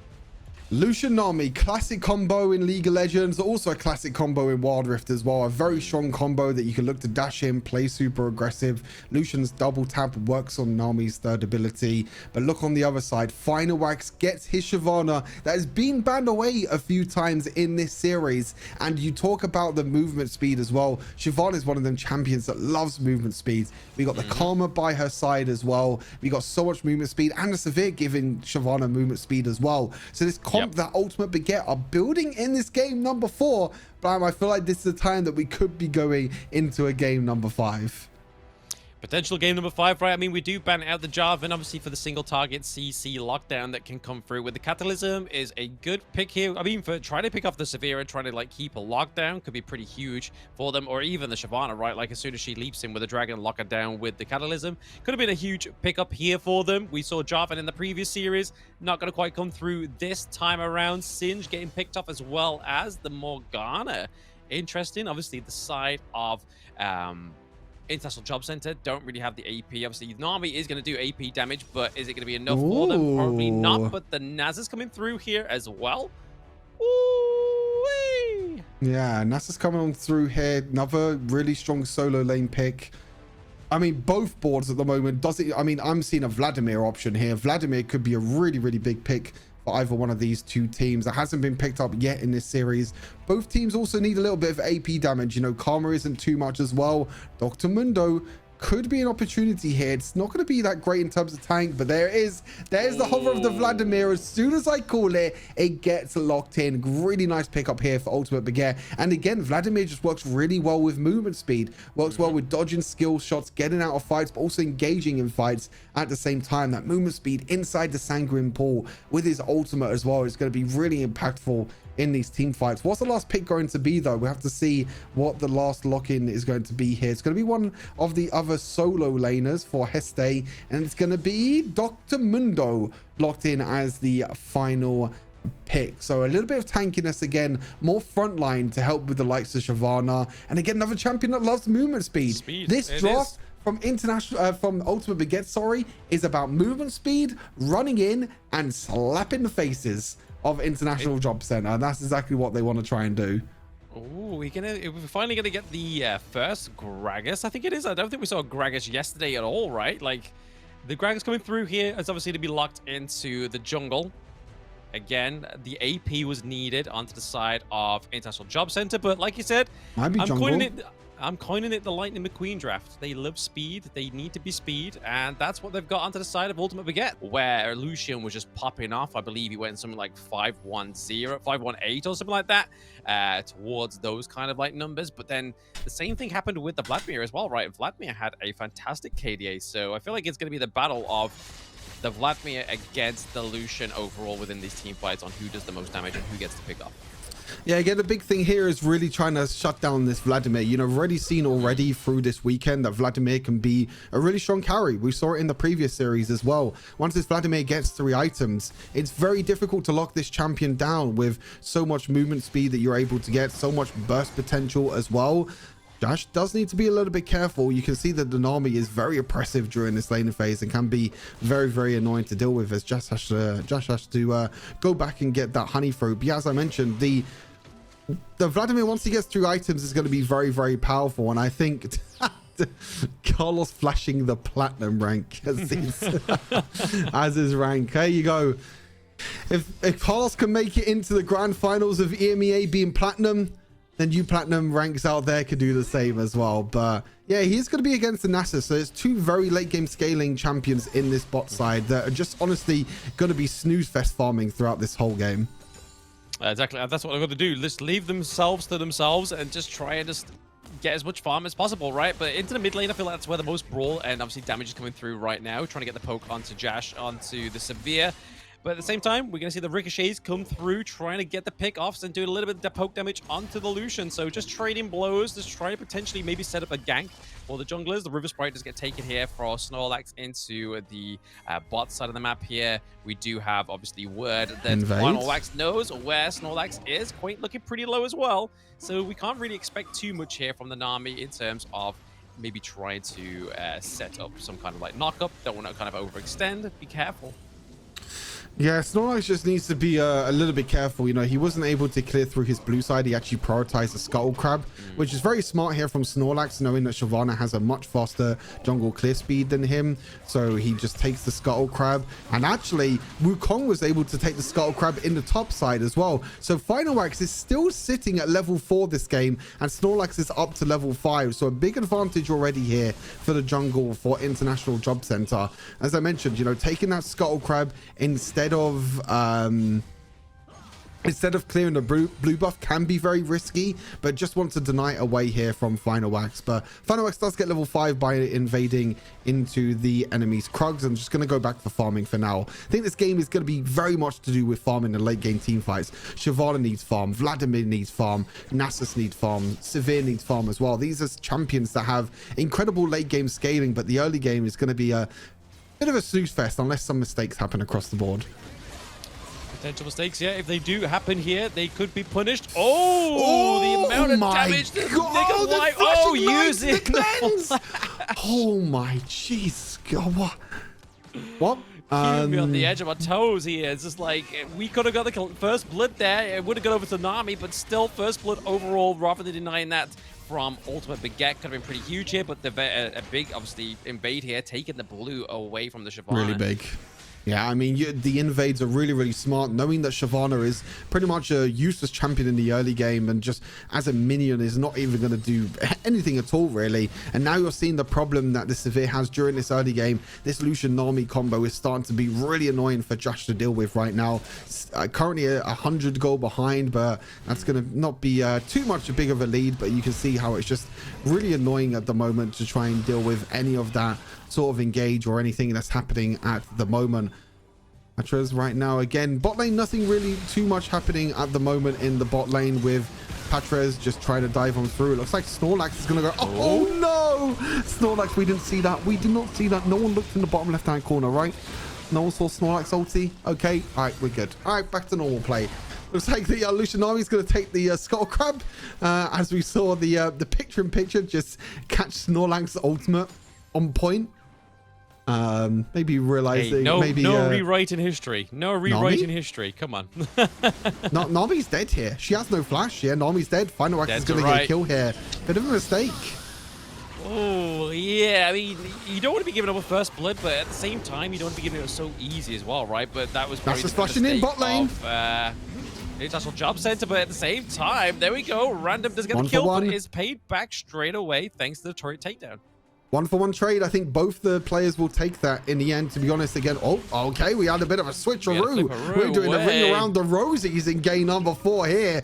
Absolutely crazy what's going on. But yeah, International Job Center going for the Dragon, Baguette going for the Rift Herald. They can actually break through this mid lane tower if they want to. The mid lane tower is already very, very low, but instead, looks like Final Wax is just going to use that Rift Herald for now to go back to base, get that empowered recall, and try and look for something else. Snorlax might be a little bit of trouble, has to be careful here, but just going to move back for now. Actually ganking the bot lane, but that is a Vladimir, so Vladimir should be pretty safe.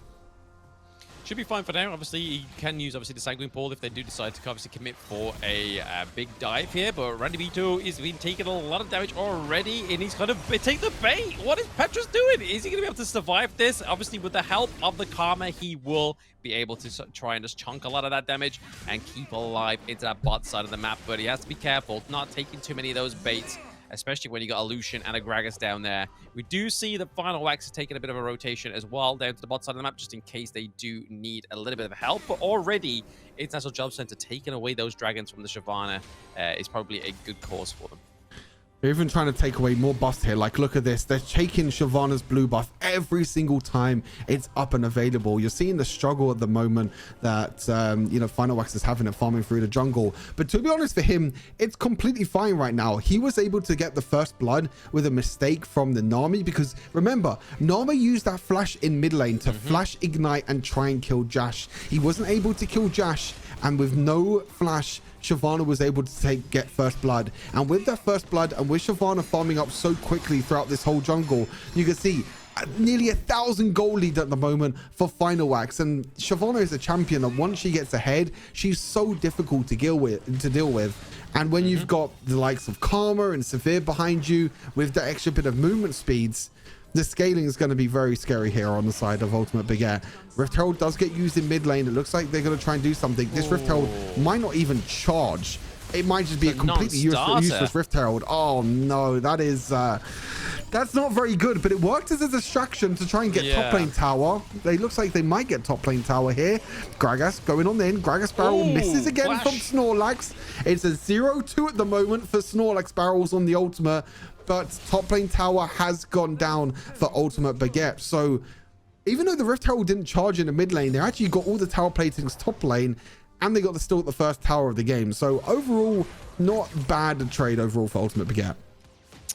Yeah, I mean, In defense of Snorlax, you miss 100% of the shots you don't take, right? But in this case, he's missing 100% of the shots he has taken as well in that same breath. So he has to kind of improve on that one. But it is to Hestes. He did get the flash right. He flashed away, and obviously he completely looked like he whiffed that one. But hey, never mind. He will get some of those barrels landed. I believe in Snorlax. But at the same time, they are now behind in gold. Obviously, International Job Center do need to try and take some of the... Well, they can't take any of the turret plates anymore. It is past that 7 minutes and 30 seconds. They need to try and get either their farm up and try and get some of these turret takedowns overall. But it looks like Ultimate Baguette are just sitting here with a breeze at the moment. They're definitely not being feeling contested at this moment in time.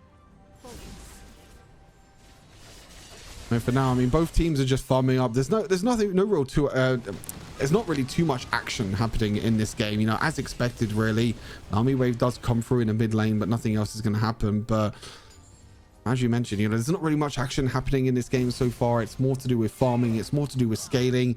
This is what we expected coming into this draft. When you see these two drafts, you know that the scaling is going to be really, really huge for both these teams. Dr. Mundo is going to try and survive the burst damage. The Gargle Stone plate as well is pretty huge. The grass, he hit the barrel, but he hit the barrel for Dr. Mundo to get closer to the honey throat. So I would call that a 0 out of 3 in my opinion. Just saying. It's an assisted barrel, okay? It's an assisted barrel. Exactly, it's an assisted barrel for the enemy team. Yeah, he had well motives, okay? He's just a nice guy. He's just a chill, nice guy. What is happening down here?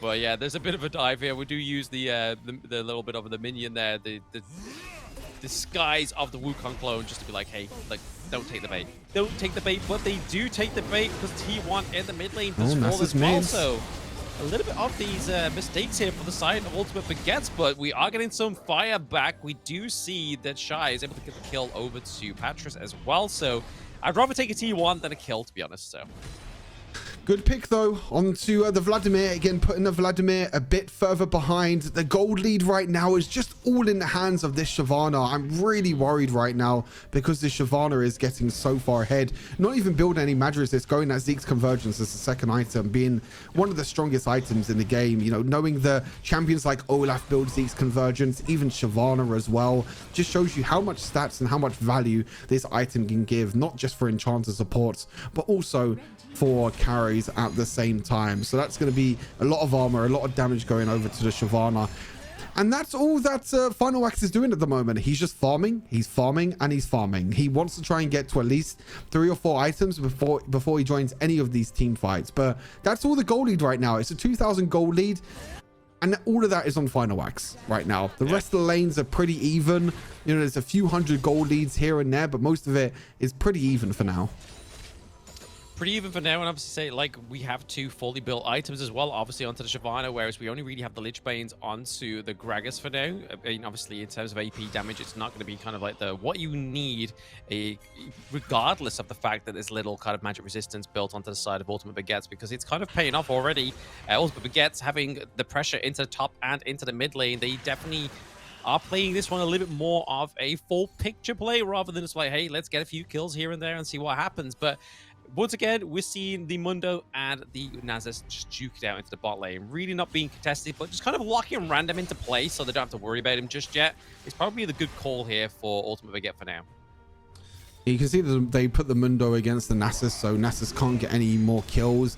He's going to be able to get more stacks this game, of course, with his first ability, but in general, he's not going to get much more than that. Mundo's going to be able to get hostile stacks. Actually, maybe he can look for a kill here. He's starting to do quite a bit of damage. Is random. I'm not really too sure, obviously, how many stacks he has at the moment, but he must be getting a lot of stacks if he's doing this much damage to a Dr. Mundo. A good stacks around this point is around like 400. If he has like 400, even 500 can be very good at this point of the game. Heste is going for the damage Karma build, not going for the Harmonic Echo or the Enchanter build that we normally see over in China. Going for more burst damage, going for more damage potential. Doesn't really need the extra damage, to be honest with you. Has already the Vladimir, but I feel like EMEA in general much prefer the damage Karma variant than China's Enchanter variant with Glacial Augment. But I think both work very, very well. I think the Enchanter version of Karma would have been very strong this game, maxing your third ability, giving the Shyvana more shielding, and then building items like Harmonic Echo and Ardent, and just keep on shielding this Shyvana over and over again. You can just go CDR boots, you can just keep spamming your shield over and over again. They're going to try and catch Quant, not going to be able to catch the Nami. She still had flash as well in the end. Yeah, a bit of intel going over to the side of International Job Center, knowing that the Karma doesn't quite have her ultimate, is now on cooldown. It's going to be interesting if they decide to try and take a fight. No Shyvana ulti being used here as well. Potentially just maybe trying to get a bit of a pickup, or just trying to deny them going into, or even trying to attempt to go for the Baron, the ukulele Baron here, as we've been told to call it. But yeah, getting the Rift Scuttle just gives over the vision. If they are going to decide to try and take on the side of International Job Center, it means that Ultimate Baguette know and have the know-how if they're going to kind of try and go in on that one. Not too sure what Shyvana is building here as a third item. It looks like it is some magic resist. I'm not too sure what this extra ruby crystal is doing. She's building herself some anti-heal, which is always good. The Negatron cloak can build into Twin Guard. Maybe just bought the extra ruby crystal by accident. Might be sending that ruby crystal and building Twin Guard as the third item. There's a bit of a play happening in mid lane. We just saw Karma had to flash, Heste had to flash in the mid lane. I think the Lucian Nami just dashing forward, trying to get an advantage there. Wasn't able to. Final Wax still doesn't have his ultimate. There we go. As soon as that red bar is complete, he has his ultimate back up. He's just going to go back to farming. Nothing is happening this game, Blam. Both teams just farming up. But I feel like in terms of farming, you would much prefer to be on Ultimate Baguette's side with the likes of Vladimir and also the Shyvana. I think I would much prefer to be on Ultimate Baguette's team with farming rather than International Job Center. You know, the Severe outscales the Lucian. Vladimir, in my opinion, can definitely outscale the Nasus. Otherwise, even so, that's pretty even. Shyvana outscales Gragas, and Dr. Mundo can be an ultimate tank in the late game. So I'd much prefer it to be an ultimate Ultimate Baguette's books in this one. Yeah, I mean, it still could be, right? They definitely need to make sure the scaling is being used and optimized here, but a bit of a brawl, a bit of a calm before the storm here. The Nami ultimate goes in. Snorlax into the backline there. Heste's looking like he's going to get caught out. Oh, the Shyvana's in there as well, but there it is. Nasus random coming on top of the Karma, getting the takedown as well. That's currently a 1-1 trade of wall. Snorlax going down. Vladimir into the backline as well, forcing random to flash out of there, but too much damage going through. Oh my god, Final Wax nearly died there as well. Oh my god, and the Lucian in the backline. He's literally on single digits of HP there. Nearly the Boomerang was able to bounce around and kill the Lucian in the backline. But that was really a team fight of baits, because you saw that International Job Center had a ward in that bush. They wanted to capitalize on using Heste's flash early on. You know, Lucian dashing in, taking away Heste's flash. They tried to go for the engage, but meanwhile, the Heste was also a bait because Shyvana was over the wall with the ultimate. Shyvana getting a huge 4-man ultimate in the end was absolutely big for that fight. They weren't able to get too much. Again, it's very, very even. Just a 3,000 gold leads. 3,000 goal lead as well. I mean, they're definitely going to be what they need to try and stay into this one. Ultimate Baguettes, they need to fight tooth and nail, right? I mean, if they don't win this one, it means that International Job Center go through and win this overall thing. But Heste's taking a lot of damage here. There's actually managed to dodge the Nami wave coming through. That could have been huge setup here. Shyvana going in. Yep, into the backline. Is Shyvana taking a lot of damage as well? And then finally, the Gragas casket lands onto Run him down, but here baby! It is. Run him down! Here it is. Jace with the dash with the run him down, Mundo! Get him into the backline. Mundo gets a takedown. Triple kill for Jash as well. They're looking to force it, trying to get another quad kill come through for the side of Ultimate Baguette. And there it is. The quadra comes through for Ultimate Baguette.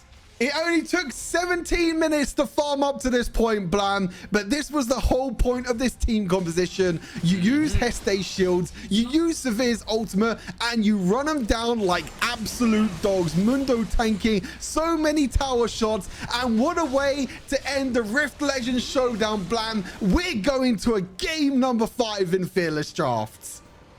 There we go. We finally get our game number 5. It's taken us what, a full day of yesterday and almost a full day of today, but we're gonna get it nonetheless. And the best way to finish off this grand finals is taking it all the way to that 2-2 scoreboard. And it's only gonna be one team coming out on top now. And after that game, Ultimate Baguette came back with style. I mean, definitely having that severe, like we were saying, all that farming led up to that 1 point, and that's all they needed. All I can say is Blam, absolute cinema. That is all I can say with this series. This series has lived up to the expectations and more. It's been such a great series. Fearless Draft has made this series so much more fun with all of these picks. This is a grand finals here of the Rift Legends Showdown, and we are going straight into the draft. A reminder for everyone watching at home, all of the champions at the bottom of your screen are banned. They cannot be picked anymore. That is the love that we have for Fearless Draft.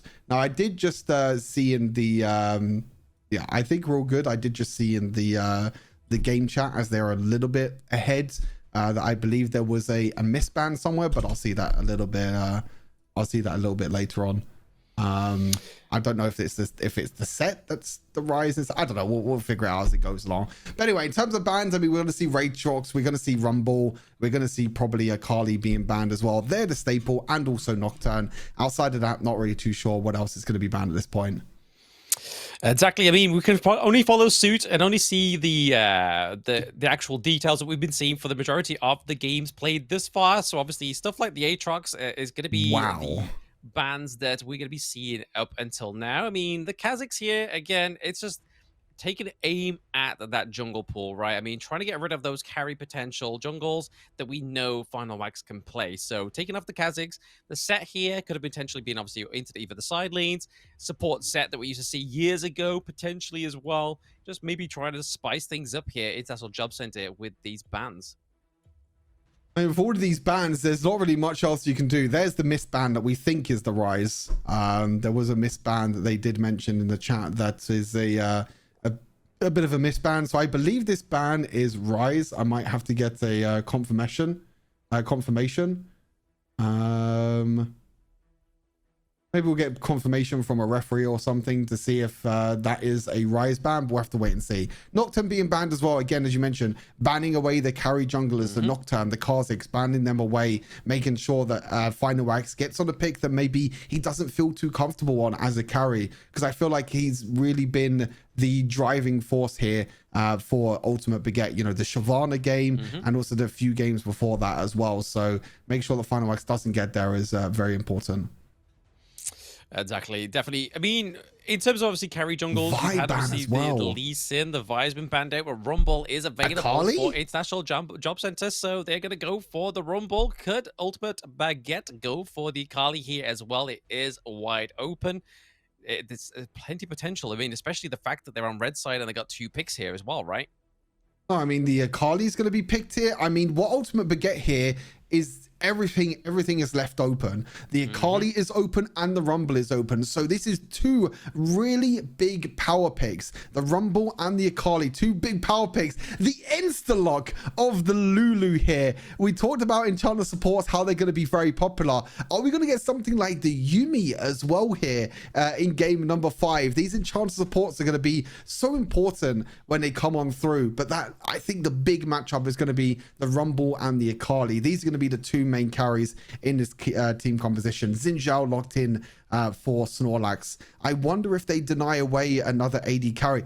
I was going to say Kai'Sa hasn't been picked, but of course it's been picked in the mid lane. I'm trying to think who else hasn't been picked. This might be a Vayne lock-in, honestly. Like for Jash, it's been one of Jash's favorite champions ever since the start of Wild Rift, and he's always felt very, very comfortable on the pick. I think if AD carry doesn't get picked here for Ultimate Baguette, you have to, like, it's going to get banned away by International Job Center. So you have to pick your AD carry here. Kai'Sa is already banned. Kai'Sa has been already picked already. I think it has to be Vayne. I think Vayne is the only other option left out. I mean, you have Twitch is not going to be played. Neela's not going to be played. There it is. We're going to get Jash Vayne. Game number 5. His comfort pick. His one trick. Jash game number 5 on the Vayne and the Lulu as well. I don't know what more to say. Like, this is absolute cinema. This is gonna be such a great game to watch. It's fan service. It's fan service from Josh. I mean, he's been waiting for this moment, right? He's like, hey, okay, we're at Fearless Draft. I need a reason to bring out my Vayne, because if we didn't have Fearless Draft, I mean, would the Vayne come through? Probably not. We're banning out, obviously, enchanters like the Yuumi. It obviously has been coined, and potential coming through for these teams. Now that we're getting to a total of 50 champions being banned overall with these bans as well. So wow, the likes of the Orianna being banned out also. We've seen random on that pick.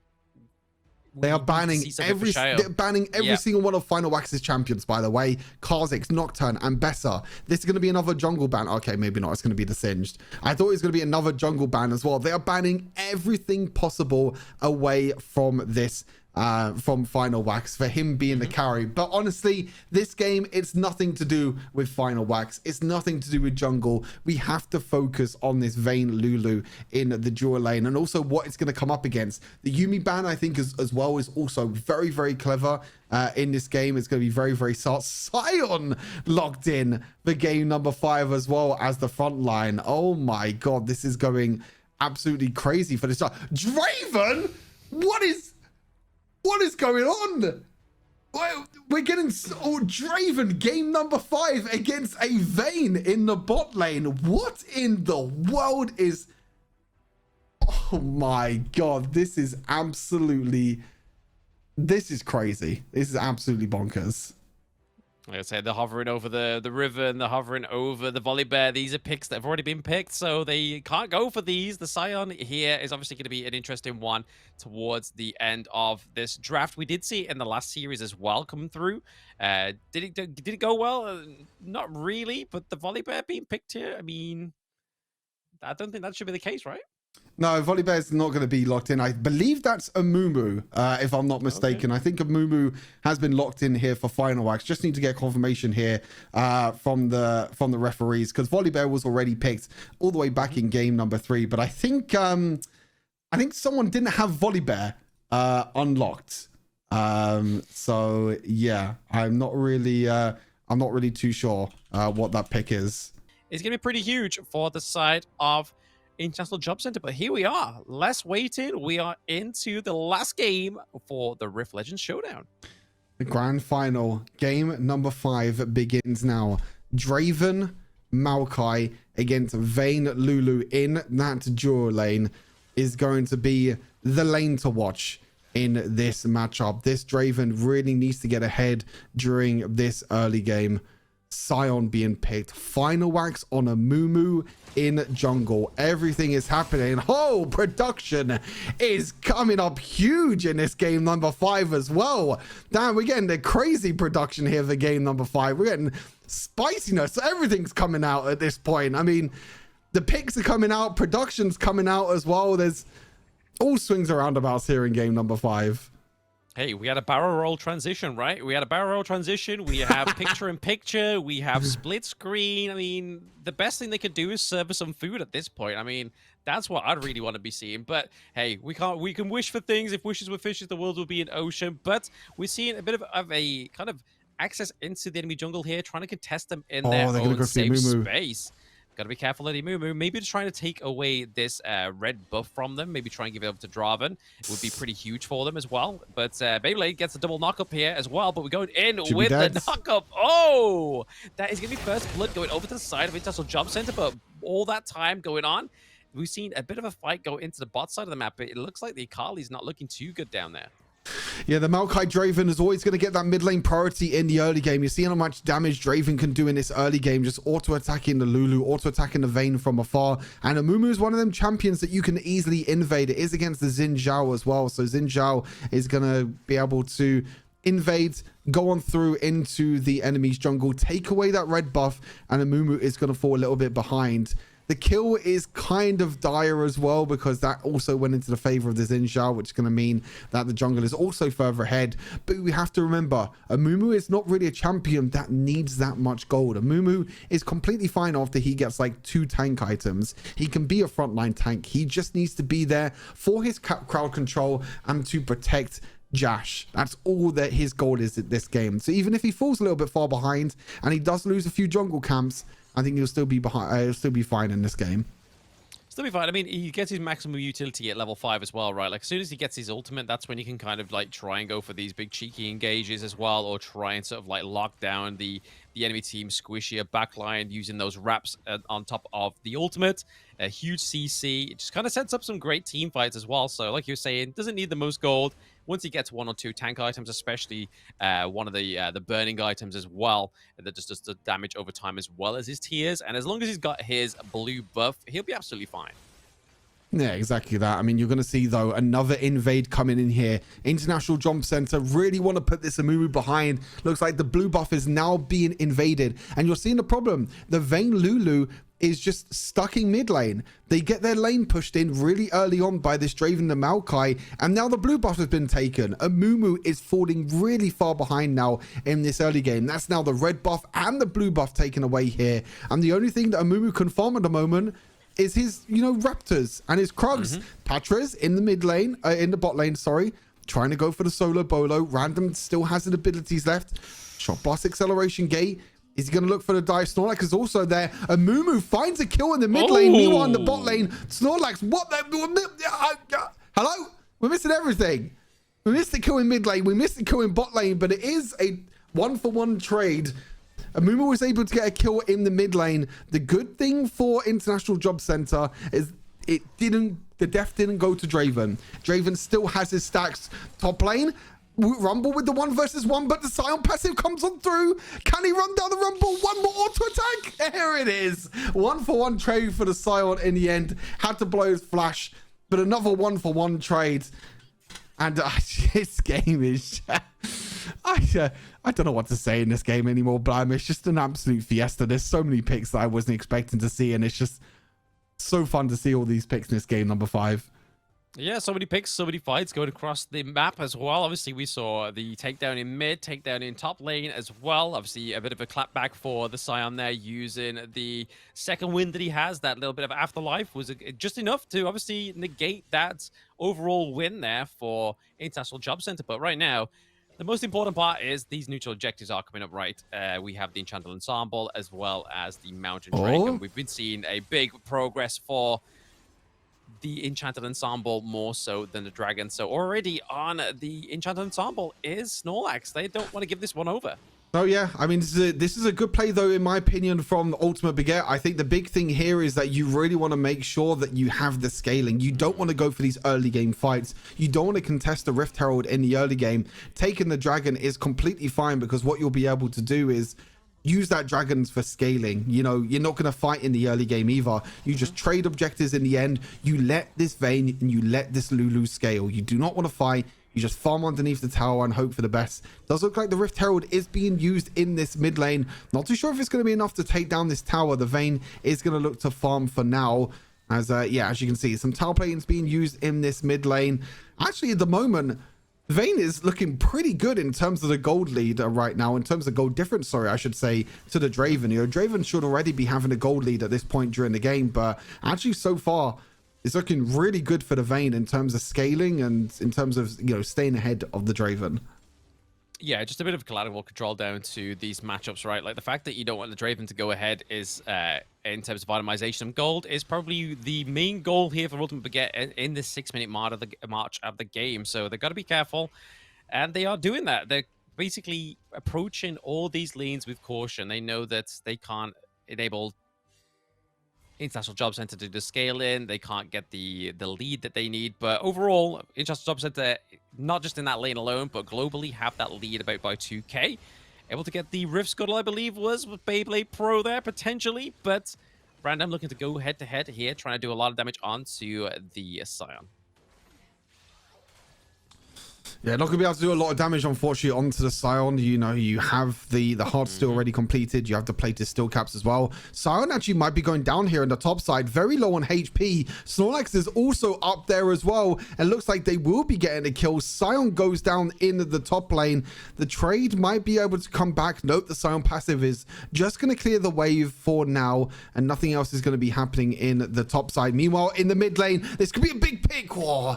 Draven flash in the end was just enough. That looked Very scary. My heart was in my mouth for a second there, Blam. I thought that was the moment that Draven was going to get picked off, but no flash now for the next few minutes means that if a Mumu or someone else tries to look for a flash onto this Draven, they can look to try and get the kill and shut down this Draven, because the more he farms, the more he catches his axes, the more passive gold, the more passive stacks he's going to get, and all he needs, Blam, is one kill, and suddenly he has like a 1,200, 2,000 gold lead, just like that, from one kill. So they need to find a way to try and stop this Draven from getting so many stacks from his passive. Yeah, I mean, we've already been stated, like, they're just approaching this very carefully. We saw that Draven's not really been having the kind of, like, fun early part of the game, right? Like, he's not had the best priority into the mid lane. Yes, they got the Enchanted Ensemble to do a lot of the turret-plated takedowns as well, but they still haven't yet been able to get that T1, and it's all thanks to the Lulu and the Vayne here, just kind of keeping it, like, a maintained sort of, like, pH balanced mid lane. They got to make sure that keeps happening, but we're seeing here that Amumu is looking to try and go for the blue as well. Needs that obviously for that constant damage with his tears. Looks like Amumu is actually fighting in the top lane at the moment against the Scion, it seems like, and the Rumble as well. But Rumble's already been able to take one kill. I think Rumble won a 2 versus 1 there in the top lane. Meanwhile, they're going for the gauge. Is this Draven's kill that he needs? There he is, the cash in for the Draven. And suddenly he has a 2,000 gold lead on the Vayne. That's what the Draven was looking for this game. The one engage, the one moment for this Draven to get a big gold lead. And that's what they wanted for International Job Center. And also, while this was all happening, they were able to win the 2v2 in the top lane as well. They might be even looking for more here, as Scion does get a little bit of shielding. The Draven doesn't get the kill this time, but that's completely fine. He got the cash out that he needed. Meanwhile, Patriz in the bottom side of the map isn't going to be able to get any more here, as Random is able to escape with the ultimate. But look at that now. Suddenly a 7,000 gold lead for International Job Center. And Mumu looking to go in, but the damage is not going to be there. Damage is not going to be there, be able to soak that damage, able to kind of get that turnaround. Obviously, they were able to get the T1 into top side of the map and mid for the side of International Job Center. But Ultimate Baguettes kind of take it as a little bit of a consolation prize, trying to put a bit of pressure onto the lane that International Job Center haven't taken away from them just yet, especially down to the bot side of the map where they can obviously have this neutral objective that is the Dragon, try and deny the Dragon Soul from them. Because like you said, it's all about scaling onto the side of Ultimate Baguettes, and you've now taken away that Dragon Soul. Yeah, no Dragon Soul opportunity anymore for either of these two teams, but as you say, that is a win in the end for International Job Center. Oh, they're trying to jump in onto the Akali, but that's a huge 4-man ultimate from the Amumu, but can it do enough? The Draven actually cancels the Scion knockup in the end, but they're going to keep on going in for the Draven. Draven's still untouched. The exhaust comes in onto the Vayne to stop all the damage. The zone is going to come on in as well. Jace is able to zone on up as well. That looked like a really strong fight for Ultimate Baguette. Amumu with the 4-man ultimate, but Draven was able to use his third ability to stop the Scion ultimate, which would have been huge. That would have hit onto 4 or 5 members on the side of International Job Center. But Draven coming in really clutch, flashing away, exhausting the Vayne as well in this fight, meaning that she didn't do any damage at all. No damage at all, and they got the T2 into the mid lane, right? Like, they're just basically translating these objectives, well, these kills into more than one objective. So getting great priority to that mid lane, something that Ultimate gets, it's really going to put pressure onto that scaling that they're really waiting and hoping for, just to have that room to breathe. But International Job Center knew, like you were saying, once Draven gets that first kill, he gets that gold, and then at that point, it seems to be just a little bit of a snowball here from him. He's doing a lot more damage. He's got 2 items built up here as well, and just keep denying away that blue buff from Amumu is going to be even harder. Yeah, this Amumu is falling really far behind at the moment, has pretty much the least gold on his team outside of the support, but supports are always going to have the least gold anyway. Big thing here, though, as well, is look at Rumble's gold lead in the top lane as well. Rumble has 10,000 gold. It's 4-1-1 at the moment. It's nearly looking at building 3 items, and he's going full burst damage as well on this Rumble, potentially building that death cap as a 3rd item. So we talked about how Draven has a big gold lead. Rumble also has a big gold lead as well, and this is something we was talking about in draft about these power picks. The Rumble and the Akali left open. Seems like for now, International Job Center with that Rumble pick has made a big difference so far in this series. Yeah, the Rumble pick coming through is definitely paid off a lot more than the Akali as of now, right? I mean, the Akali's only 1-1-1, and then the Rumble is 4-1-1. They're definitely having a bit of a time of their life up into the top side of the map. Not really being contested too much by the Scion or in terms of any kind of like 2-3v1 engages as well. But it's definitely paying off for International Job Center. The fact that they haven't really been contested this much and allowed the Draven to get that first kill means that they're now 8k gold ahead, which is crazy at around about this 3-minute mark, 13-minute mark, sorry. But the thing is, though, you have to remember there's a Vayne on the other side. And I think when you have Jash on Vayne and when he gets up to 3 items, you always believe in the Vayne. There's a huge engage here onto the Scion. The flash from the Amumu goes on in, but look at the Rumble. The burn coming on through from the Rumble gets condemned by the Vayne. Jash gets 1 kill. He's looking to move. He's jumping away from Quant, and now he's going to try and get more. Jash is completely untouched so far in this fight, but it nearly gets 2-tapped by the Draven, and suddenly a huge team fight goes in favor of International Job Center. The Vayne is still alive. Amumu is dead though. The jungler is down, but there are low health bars on the side of International Job Center. This is a very risky Baron to do here. I don't think the steal is going to come on through. International Job Center secure the Baron, but you watch Jash in these fights. He's so clean with Vayne. He's dodging, he's dipping, he's diving out of these fights. But as soon as he steps even close to this Draven, 2 auto attacks and he was nearly gone. Yeah, it's scary. The amount of damage is coming from the Draven right now. I mean, he's just built into the Solaris Charge Blade as well. So already 3 items stacked up compared to the Trinity Force and the Terminus onto the side of Jash. Looking to build a Wit's End as well. So there we go, straight built in. He had the cash. He cashed it into the bank. The Flame Drake is going to be up in around about 20 seconds or so. I don't feel like it's going to be a big kind of like priority for either of these two teams now. The fact that they've lost the ability to get the Dragon Souls. So maybe even potentially just try and get as much push into these lanes with the enchanted minions. And the Baron is going to be able to be pushed in multiple lanes here. You see the Scion in the top side trying to stop this top lane from being pushed in. The same with the bot side as well. Oh my god, look at the burn damage onto Scion. I think he just solo kills him. Oh my god, it was so close. The equalizer came on through as well. Draven ultimate as well. My god, the Scion has to dodge so much. But that's a Rumble against a 4-tank Scion. Crazy amount of damage here, and you're seeing how much work these minions are doing in these fights. They need to try and get onto this Draven though. Amumu got to use the ultimate as more of a defense mechanic. Look at the Vayne though. Look at Jash trying to jump on forward here to jump onto Draven. Isn't been able to find the auto attack that he needed, and the condemn as well. They've been able to defend the inhibitor towers for now. Mid lane inhibitors about 3/4 HP. Top lane is about half HP. They're trying their best to defend it. Mid lane inhibitor goes down. Bot lane inhibitor goes down as well as the top lane. This could be the end here, Blam, for Ultimate Beget. 3 inhibitor towers have gone down. And we know that Jash can be the main carry. We know that the late game is there. But this early game domination from the Rumble, from the Draven, has meant so much for International Job Center to get this lead. And now it's going to be a miracle to try and come back. When you've got no inhibitors, I mean, yes, they do respawn, but can you hold off long enough for them to respawn, right? I mean, we're just seeing them actually, all of International Job Center just go back, buy up some more itemization. Obviously, we see this Storrel's Gorge come through as well. So plenty of items coming through for these teams. It looks like could be potential takedown here for the Infernal Drake, and they do get it as well. Looks like Jash is going to be caught in the top side. We missing the fight up in the top lane. Jash, Final Wax. Yeah, Final Wax had to flash away there. And again, this Rumble, Carlos is being an absolute menace on this Rumble. Look at his items. And nearly has Leandri's complete. He nearly has 4 items after 16 minutes in this game. He's already doing a crazy amount of damage to the tanks. And when the equalizer comes on down, if it is able to zone out the likes of the Vayne and also the Akali in his team fight, it's going to be a big difference. But he's like nearly a whole item ahead of everyone on the side of Ultimate Beget. But the Vayne, 14,500 gold on this Vayne.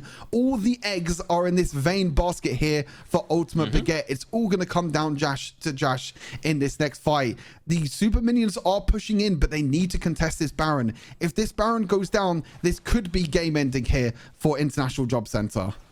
Yeah, they gotta be careful. I mean, the fact that he's built the Randuins as well should be enough to try and keep him alive for the Draven, but it is going to be the Ignite into the Look at Moo here. A lot Draven! of damage going The to Random. condemn! Draven, yep, getting taken down as well. He's alive! Draven's alive in the backline. Rumble is alive as well. Vayne is still trying to 1v9 though. Josh is trying to win this game for his team. He's jumping on in. He jumps on back as well. But the Rumble is just way too strong. International Job Center. Draven, game number 5. Josh tried his damn hardest to try and win this. But International Job Center is going to reign supreme. Fearless Draft has brought cinema. It's brought picks. It's brought content that we would have never seen in Wild Rift. But International Job Center in the end will be your Rift Legends Showdown champions. Yeah, very well displayed there. I mean, honestly, we were saying in the early part of the game, it's all down to Ultimate Baguette to have that chance to just kind of farm up and get the scale in and then see if they can take the team fights. But it was to Job Center's knowledge there to be like, okay, well, we know that they're playing to a timer. We need to get that first kill onto Draven. That came through before the scaling did. And then that's when it kind of just all fell apart. I mean, we did see a great display there from Jash, but it just wasn't enough to take the damage from the Draven. Like, he just didn't have the defense. I mean, towards the end, we saw the Randuins come through, but other than that, it's kind of already a little bit too late for the side of Ultimate Baguette. And unfortunately for them, they do fall into second place, where as International Job Center do take that first place.